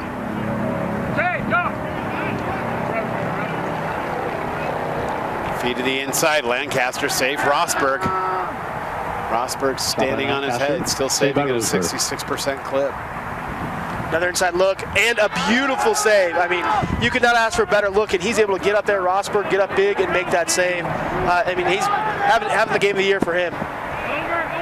Rosberg, another hometown kid for the Lynx out of Mullen High School.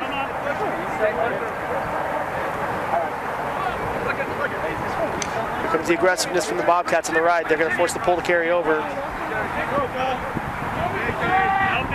Now, if you lock up, you're going to get a pull-on-pull matchup here.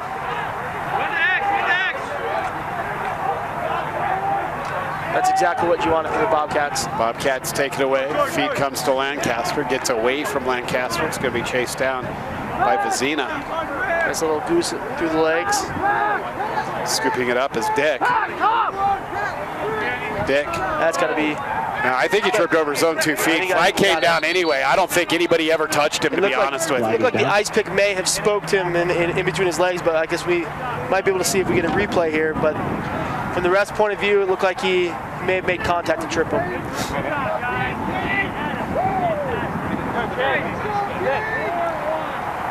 1 minute trip. This one is going to go on Alexander Brown. Bobcats will be man down for 1 minute on the tripping. Man down 1 minute. So if the Lynx can get one here, they're going to be riding high in momentum. 5 goals, 8 shots. Man up should be a time where you're able to get another good shot off. Ball works along the far side of the box. Got a 60-second man up. They could pull this to within 1. There's a shot by Exton. Big save by Brambrink. Ball loose. Nice play there by Quinn. It's a great time for a big save for the Bobcats. Bobcats throw the ball away. Who's going to get the chase? That seems like the exact same play that just happened. Yeah, and you're going to get a push from behind there. That's not even going to be. Yeah, I mean, that one was completely and totally unnecessary. Kruger needed to leave that alone. The worst case scenario is you're giving him possession of the ball 80 yards away from the goal. That's right. Not a good decision by Kruger. And the Lynx will go back on that man up, looking for to pull within 1. Had several man up opportunities here in the second half. They've only been able to capitalize on one of them, but they're getting plenty of opportunities. And as you mentioned earlier, Montana State's a team that is not unfamiliar with being man down, and they seem like they have a seasoned man down unit that knows they rotate well as a unit. They make it hard to get inside that unit, and they're forcing outside shots, which has been clutch today with how many penalties they've had. Right now they're 2 men down, playing 6-on-4. Kate Dick is going to start with the ball all the way up at the top, but there's no ball.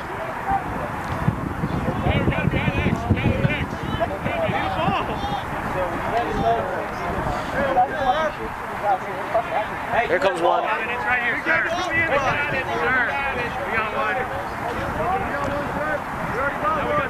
Oh, now we got 2. Go from none to 2. You know, I think we ought to play it with 2. How much fun would that be if you had to track 2 balls at once? Nice hidden ball tricks I'm sure you can pull off there. Dick with the ball. Fires from 15 yards up, 20 yards up. That was not a good shot. That was more a possession shot than anything else. It changes where you're playing the game from. Especially when you're 2 man up. Exton takes the shot. Got about 8 seconds left in the PK. Saved by number 8, Zach Brambrink. Ball into the corner, out of bounds. It's going to go back to the Lynx. So you're going to have just a second. Restart. Feed into the middle. Save made by Brambrink. We got a whistle here. I can't tell what for.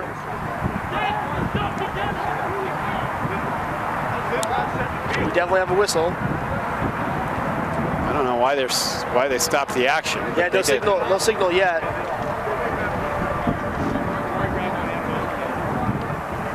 like there were 2 balls on the I have field. no idea what so that call restart was play. or why it stopped, but They said there was an extra ball on the Teams field. are even. okay. So they give the ball back to the Lynx. And Montana State is back to even strength. Yellow! 2 huge saves for the Bobcats there on that man down. Two fantastic looks, and both times they're able to get saves. That is a big time for that, as the Lynx have been creeping back in.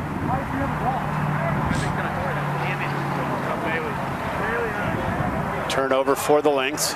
Schwal's going to scoop it up. Schwal Bobcats like have numbers. They're 4 on 3. Feed far side Richmond. Backdoor now. Brown. Nope, that's not Brown. That's Madigan. Got up top. Fired one wide of the cage. I think that was all caused by the goaltender Rosberg. Yeah, and that's actually a pretty good job by the Lynx of rotating in that man down situation so that nobody had their hands totally free. That was a lot of rotations from them, and they were able to make them. Schwal gets inside and finds the easy look. Schwal's a big boy. He's not easy to stop when he has that momentum, and that's a good job with the Bobcats for saying right off that whistle, pushing the tempo and pushing the pace back in. 6'5", 190. Oh.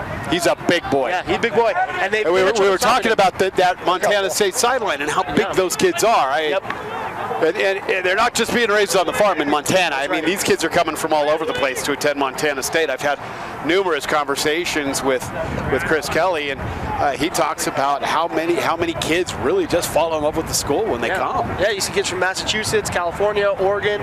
There's kids from all over on that roster, and you got some athletes here and some big boys as well.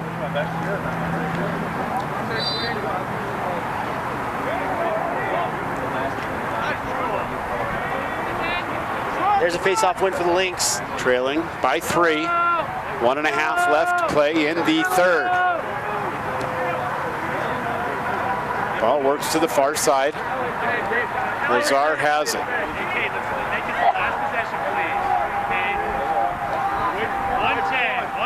So after all that, the Bobcats are back up to their 3-goal lead. Hawaii right now. Ball works down past goal line extended. Warlam with it. Invert look here. Move it. Ball works to the top of the near side of the box.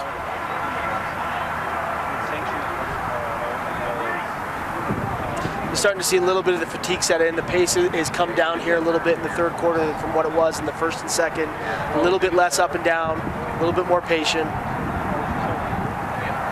30 seconds! That one's deflected wide. Trail check. Nice trail check and takeaway. Ball loose in the middle of the field, scooped up by Hunter. Hunter hits the carry. Great timing on the substitution. Coming onto the field. Oh man, was they had Tom. a great look. Had a great Ball look. works near side. We've got 5 seconds left to play in the period. Feed into the crease. Wrapped around. Brown scores. How pretty was that, folks? Number 41. Lancaster feeds Brown, stepping on the crease, With 2 seconds left. and Brown sends it home over his shoulder. Yeah, and Brown, that's a no-risk move there. The clock's running out. You've got to get something on cage there, and if you're going to do it, might as well make it look great with a behind-the-back shot here with just 2 seconds left. He feeds it. He picks it up. He doesn't have time to turn all the way around, so he throws it behind his back, sneaks it in before the clock expires. Just 2 seconds left in the quarter, and the Bobcats have opened the lead up to 4. I believe this is their biggest lead of the day.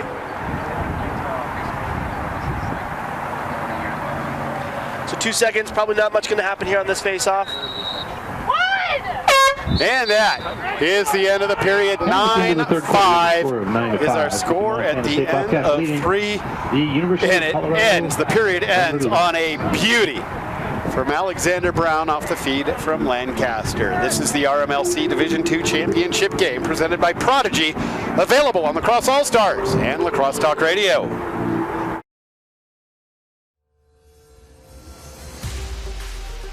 I'm Greg Gorenlian, known as Greg Beast. I played for the New York Lizards. I just retired from the MLL, and I face off for Team USA. An elite level face-off man looks for a couple different things. The first thing is the pinch points of the head, the flex points, how it wraps around the ball. The second thing you look for is the scoop. Is it rigid enough? Can it help you get an extra couple ground balls? The third thing is you want durability. You don't want to have to go buy a new head every few games, so this head basically encompasses all three of those. The Face-Off Academy put Command X's heads and their prototypes through the grinder. They lasted throughout the entire grind. They flexed exactly how we wanted them to. So not only were they pliable, not only were they durable, but they were also used in a lot of different facets. So it came out with a pretty good rating. The UA Command X. Dive under, take over. Founded in 2009, Lacrosse Talk Radio has the most live and up-to-date coverage of the fastest sport on 2 feet. Whether you're listening to one of our over 200 live youth, high school, collegiate, or professional game broadcasts, or our regional specialty shows, Lacrosse Talk Radio gives you access and insight to your favorite teams and players. Visit us at lacrossetalkradio.com for our broadcast schedules in the Rocky Mountain, Tri-State, and Mid-Atlantic regions. Lacrosse Talk Radio, the official voice of the MCLA. MCLA Division II championship game. We have a score of 9-5. That's my favorite commercial of all of them. I just wanted everybody to know that. 9-5 is our score as we enter quarter number 4. Dan Matthews alongside Jordan Harris. The Lynx need to battle back from a 4-goal deficit here in the 4th. And if Montana State keeps fighting themselves in the sin bin, that's going to make that very possible. That's right. Yeah, and credit to Montana State. They've done a great job while they've been man down, but they've been man down way more than you'd like for a team that's leading by as much as they are. We're going to play some disciplined lacrosse here. Don't give the Lynx any reason to gain momentum. Don't give them any easy goals. Warlip makes the feed to Welch. Welch is going to roll it across the field to Dick. Dick coming onto the field.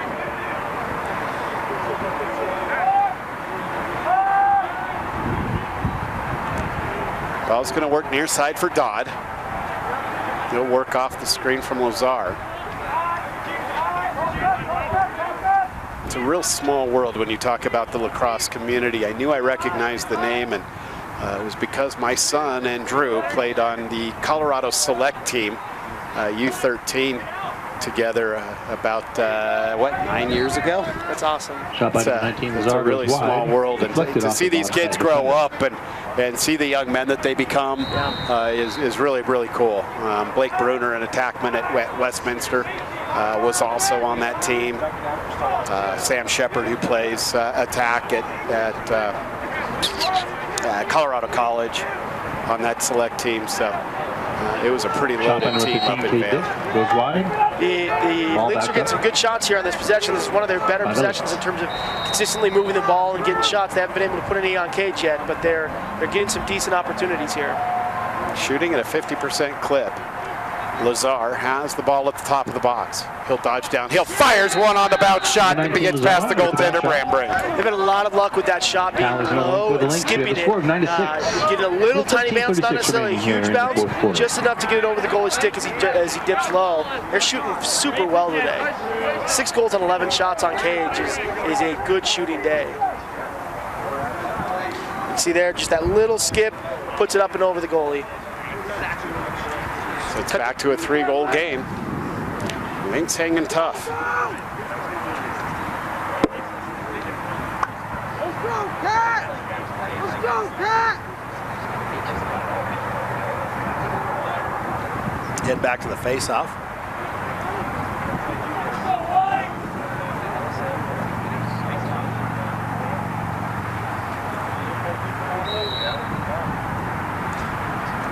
Montana State's done exactly what they wanted all day long, creating that 50-50 ground ball.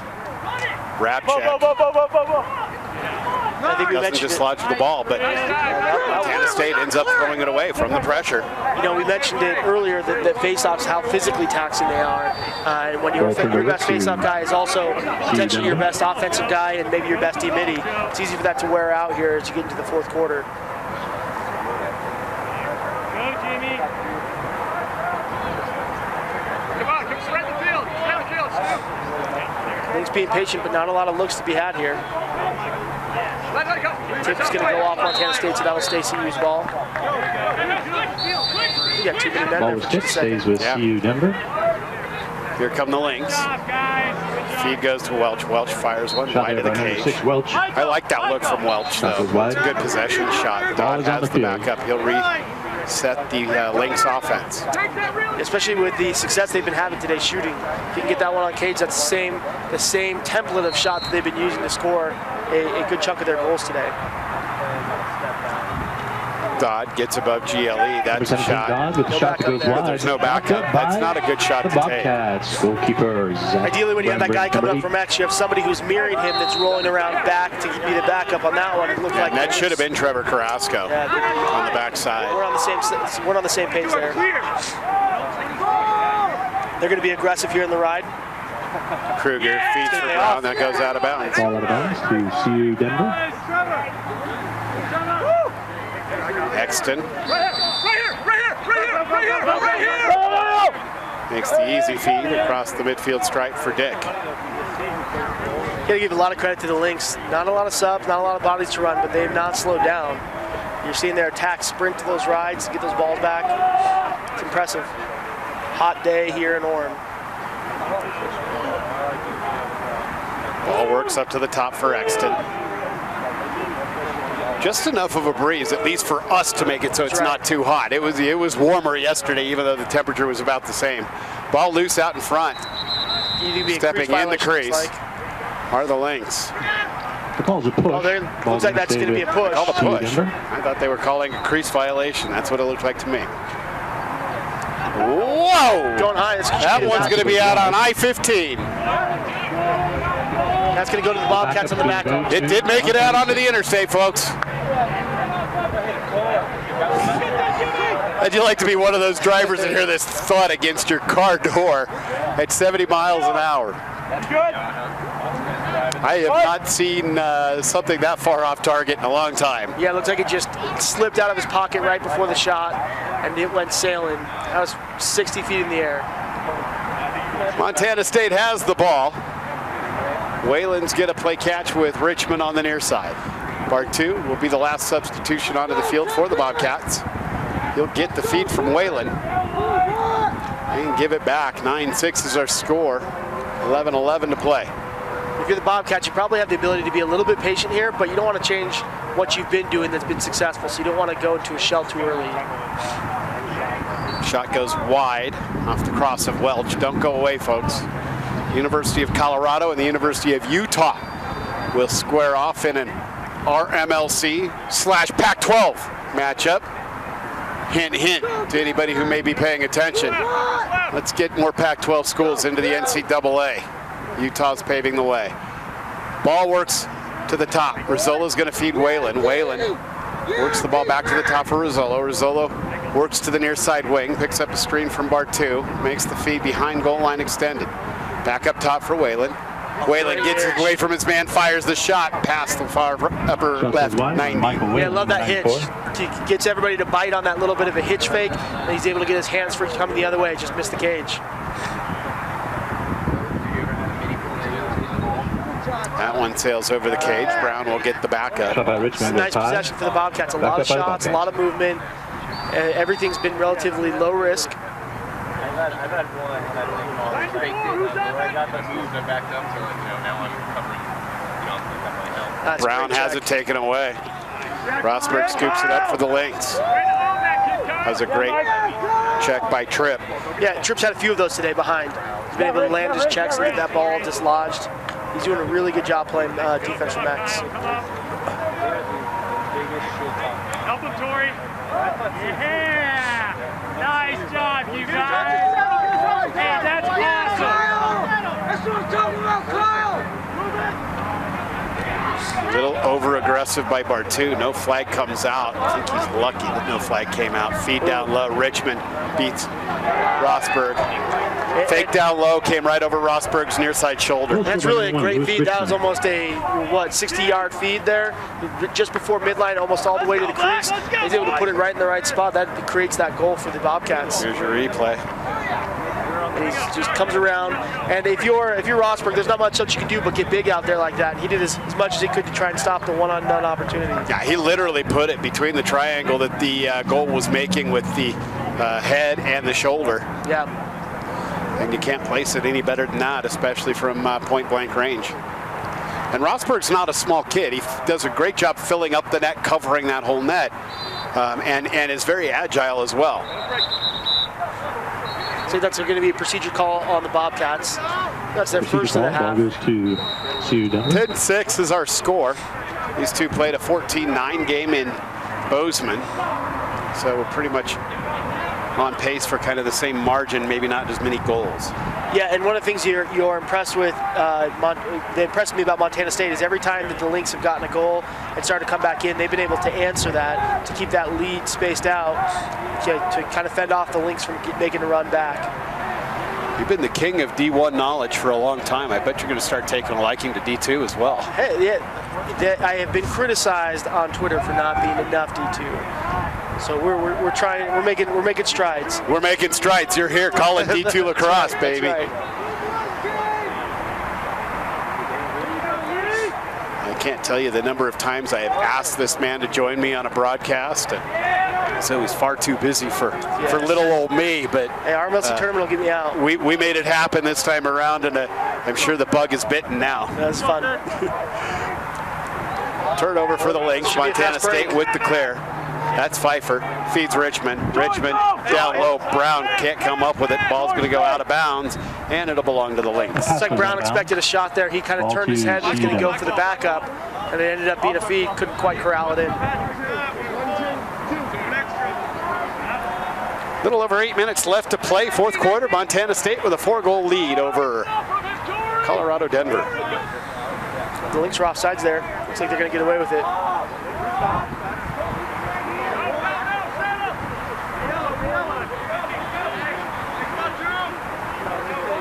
Ball works up to the top. Lazar. It's going to feed the near side. Final sub comes on for the Lynx. Behind the cage for Dodd, marked up defensively by Brine. Dodd comes above goal line extended. Feed comes to the top of the box. Dick has it. He's going to go one-on-one with Pfeiffer. That shot goes wide into the cage behind the net. That's a beautiful trail check there. I think that should count. It's a good placement if you're shooting on that cage. That's going to go right back to the Lynx. Bobcats throw it away. Ball goes to the Bobcats.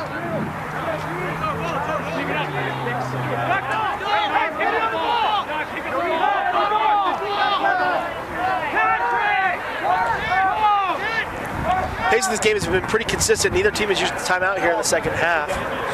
Correction, ball to the Haven't had a Lynx. ton of goals or stoppages. It's just kind of been a consistent back and forth. Exton gets the touch for the Lynx. He'll carry down the near side to goal line extended. Tries to flip it to Dodd. It gets batted away. Exton's played a lot of lacrosse the past 2 days.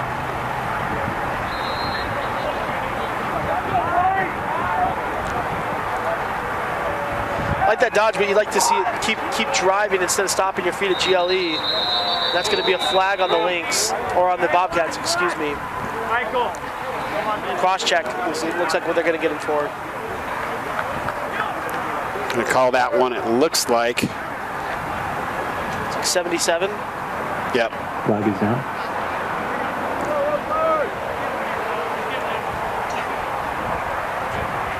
Coming up after this one, about an hour or so after this one, it will be the University of Colorado and Utah. It'll be down for 1 minute on the cross check. Utah, the number 1 seed in this tournament, taking on the 3rd seeded Colorado Buffaloes.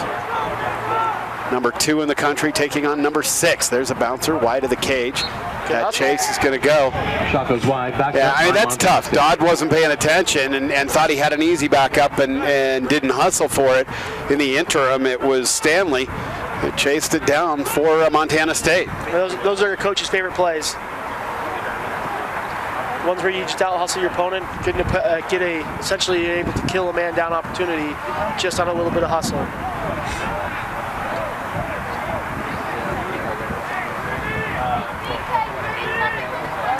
We would normally say that the power of the MCLA comes from the West. not quite as familiar territory this year. You've got a team from the CCLA and a team from the SELC, both sitting in the top 5 right now. I think potentially you have 2 top 5 teams from the SELC. Good finish. That's a nice finish by Brown. It's a great finish. And Brown's had a great day. And a goal number To push 41, the Bobcats up by 5 here. That's a big goal. brings us to a score of 11-6 Breeze picking up. with 5:47 remaining in the game. Here's where you might see the value of having a little bit of a deeper bench for the Bobcats. As mentioned before the game that they're going to run potentially 3 or 4 lines depending on what they needed to be able to have the legs in the 4th quarter, and you're starting to see that a little bit here. Bobcats are not slowed down. 5:47 left to play. I think it's safe to say in the game and in the Lynx season. Sounds about right here. A nice season for the Lynx, though. A great building season, right? You go from joining the MCLA last year to being a team that's in the consistently in the poll this year to being a team that's potentially is close to being an at-large selection. Those are big strides to make in 1 year. Yeah, they're going to have to recruit well. Their key talent right now are seniors. They're going to lose Bazina at the back end, Welch at the midfield, Exton at the midfield, Lazar at attack. There's a goal for the Bobcats. Give that one to Richmond. Yeah, those are some big losses. There's several, probably a couple of the better players in the MCLA period at the D2 level. There's a timeout on the field for the Lynx. Let's step aside, take this break with them. It's 12-6. These are the RMLC Division II Championships, presented by Prodigy.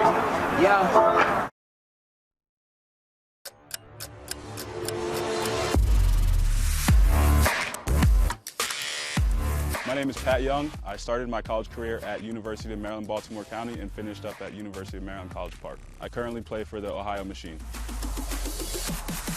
The shaft is the Meso, and obviously when you look at it, it's got a really sleek look to it. Black on black, it's pretty smooth.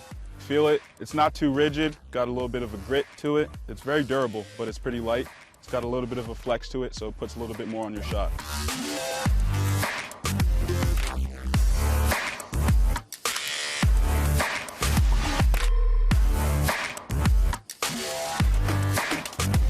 UA Meso Composite, balanced, battle tested.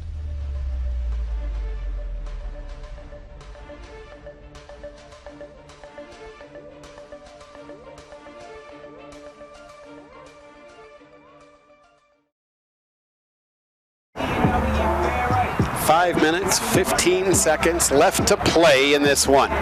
Safe to say it's going to be the end of the season for the Lynx, and a great season for them to build on. And Chris Kelly and his Bobcats will head home for a week, and they'll be right back here in the valley. Maybe just snag a hotel, grab some practice fields out in Salt Lake, and just stick around. That's the way I'd do it, but I bet they all have exams to get back to. I guess that's part of being a student athlete.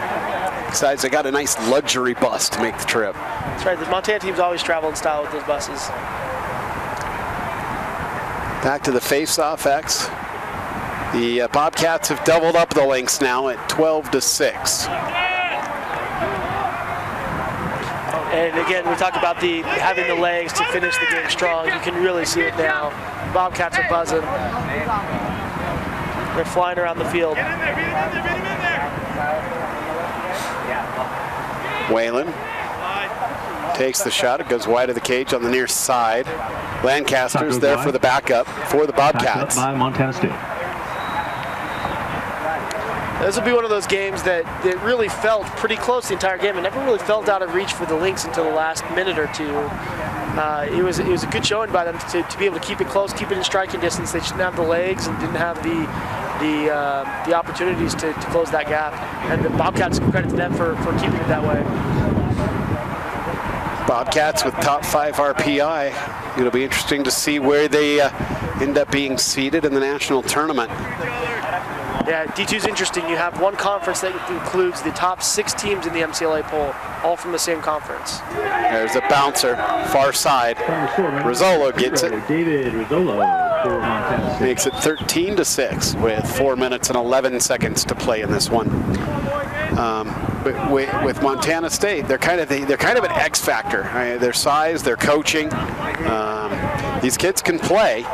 I don't believe they have won an MCLA tournament game yet, but I firmly believe this could be the year that they win one, maybe even 2.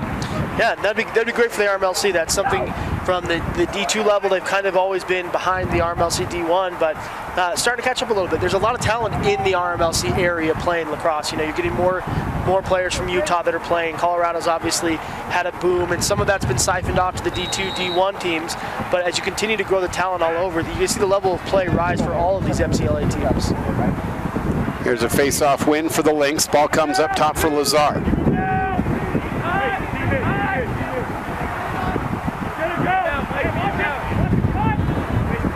Ball's going to work to the near side. Dodd goes one-on-one with Bryan, has nowhere to go. Bryan locks him off. Makes the feed up top for Lazar. Lazar dodges downhill, gets the shot, goes just wide. Nice job on the backup there this time by Carrasco. Carrasco makes the feed up top off the restart. Dick's going to feed Welch. Welch comes back across the middle of the box. He'll try to bounce one past the goaltender, Brambrink. Brambrink comes up with it, throws the ball up to midfield, and throws it away. Tripp can't come up with it. Finally does. He'll get the carry across midfield. Nice trail check. Offsides flag comes. A little late. Flag. It should be a change of possession, not a flag, but that's okay. We'll let it slide here. If the ball's loose and offside, you should just give the ball to the team that was not offside, but they're going to be able. The Lynx are going to get a man-up opportunity out of it. So the ball's down. We'll get the call from the officiating crew with 2 minutes and 56 seconds left to play in this one. We get to see the featured unit of the day for the Bobcats, the man-down unit. They've certainly had their work cut out for them.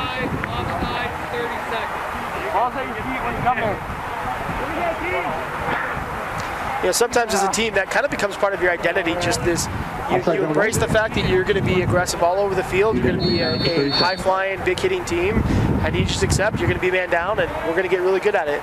It becomes part of your identity.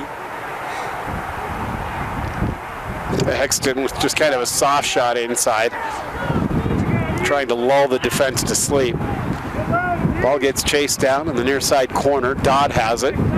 Makes the feed to the middle of the field. That gets away. Welch fires one over the cage. Hustle play there by Stanley. Second time he's done that on man down. He's been able to jump the backup and be able to get a turnover for the man down unit. The University of Utah has arrived for their game coming up here at 4 p.m. on Lacrosse Talk Radio.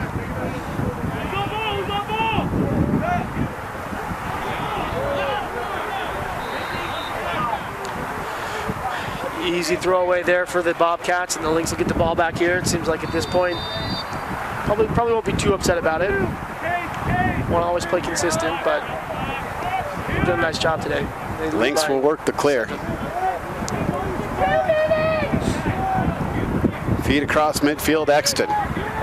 Everybody on that field dragging a little bit now. Yeah, it's hard. 2 games in 2 days is hard, no matter when, but especially at the end of a long season. There's beautiful a bouncer, shot. Nice shot by Exton. Gives a score of 13-7 with 1:46 remaining in the game. And for the Bobcats, this will be a taste of what will happen in Salt Lake. If you win a game or 2, you're playing back to back with the first 2, and if you get a chance to go to the championship, you're playing 4 in essentially 5 days. So in the MCLA, it's a little bit of a grinder. Any tournament you have, you're going to have some back-to-backs. It should be a few degrees warmer here in 2 weeks as well. Or it could snow. That's true. We've been pretty fortunate here. It's not Colorado where we had the tournament a few years and we had to deal with tornadoes. In 2011, And rain. Yeah, in 2011, we had a game against Florida State in Denver where a tornado warning hit for 2 hours, and the Florida State team was stuck in a bathroom at Dick's Sporting Good Park, waiting out a tornado that had hit in Commerce City. So we don't get that here. No tornadoes in Utah. Travel save. The one respect that Utah's on the proper side of the Rockies. That's right. That's right. Ball is back up. Stays with the Lynx. Ball works far side for the Lynx. 83 seconds left. I'm not sure we will ever find a better MCLA venue than. Oh, that's a nice look. Warlam comes from the backside just above GLE and puts it home. 13-8. So some consolation goals here at the end for CU Denver, and their shooting percentage is above 50%. Yeah. So, and as a coach, that's what you want. You can't win. You can't win them all, especially with a young team. You're coming against a strong Bobcats team, but at least go down swinging. You want to end the game stronger than you started, and that's exactly what they've done here. They're not giving up. They're not slowing down, and that's a good feeling for a team on your last game of the year. Let's go, D, right now. Finish it. Let's go. I mean, you'd rather win, obviously. Stick around after the game, folks. We'll talk with winning head coach Chris Kelly of the Montana State University Bobcats about this tournament, about what the big dance looks like to the Bobcats. You don't want to miss that. Be in line that. for good seeding. I think the last time, I'm not sure the last time that the RMLC's had a top 5 or 6 seed, but I think they have potential to get it this year. I think they'll be wearing their whites. That'll be nice. Shot goes wide. Yeah, it'd be good to look up when's the last RMLC D2 team that wore their whites in the first round. 45 seconds left in this one. Ball is behind the cage right now. With the carry is Brock McClure.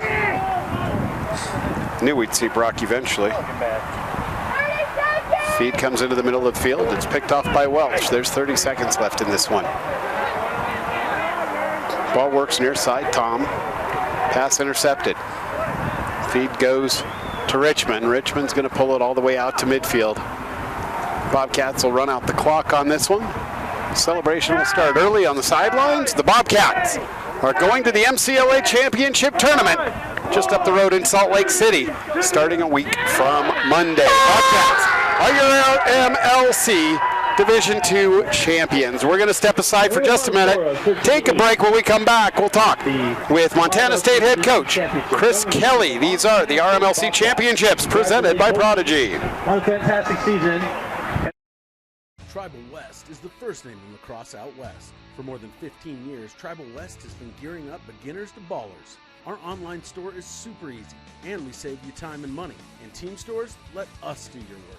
Our deals for both men's and women's MCLA teams are flat out lax-tastic. We just made that up. Sublimated unis, made in the USA and delivered on time. Tribal West, proud to be family owned and player operated. Tribal West, look good, play better. Tribal West is the first name in lacrosse out west. For more than 15 years, Tribal West has been gearing up beginners to ballers. Our online store is super easy, and we save you time and money. In team stores, let us do your work.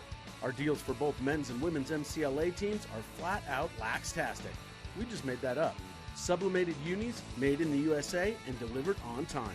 Tribal West, proud to be family owned and player operated. Tribal West, look good, play better.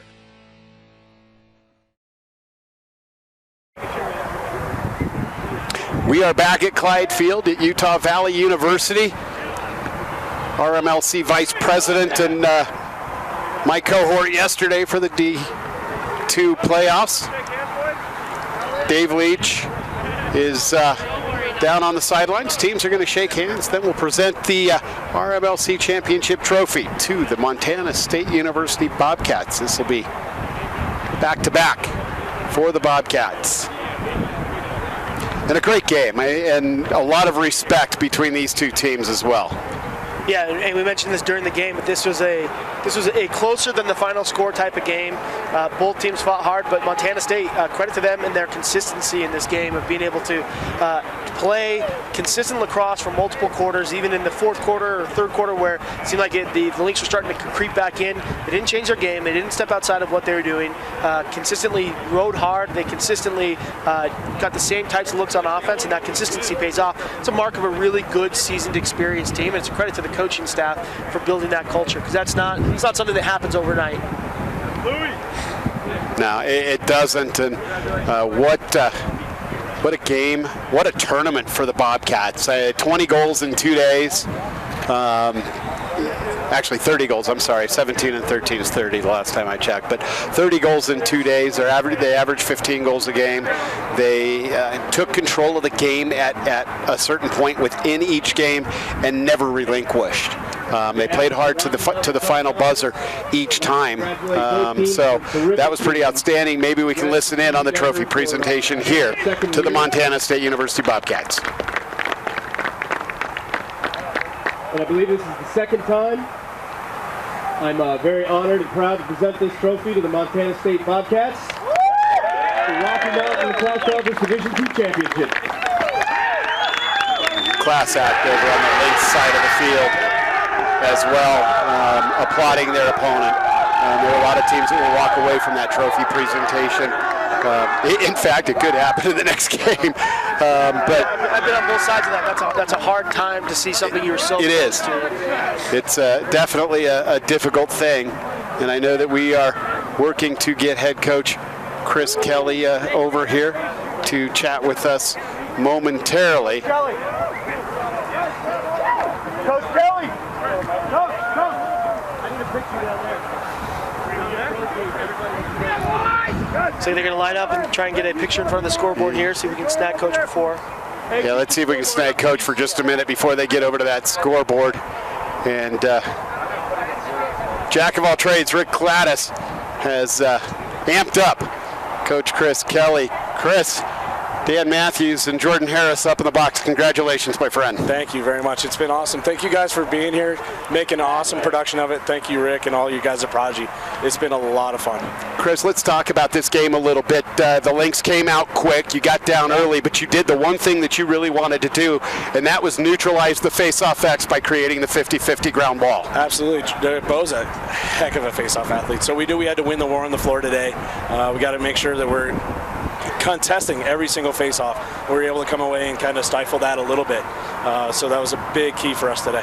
Chris, it looks like you are likely to wear the home whites when you come back to Salt Lake City next week in the RMLC tournament, in the MCLA tournament. Talk about what that experience will be like for you. It is tremendous. We've put in a ton of work over the last 15 years and even over the last 5 to get back here, in short order.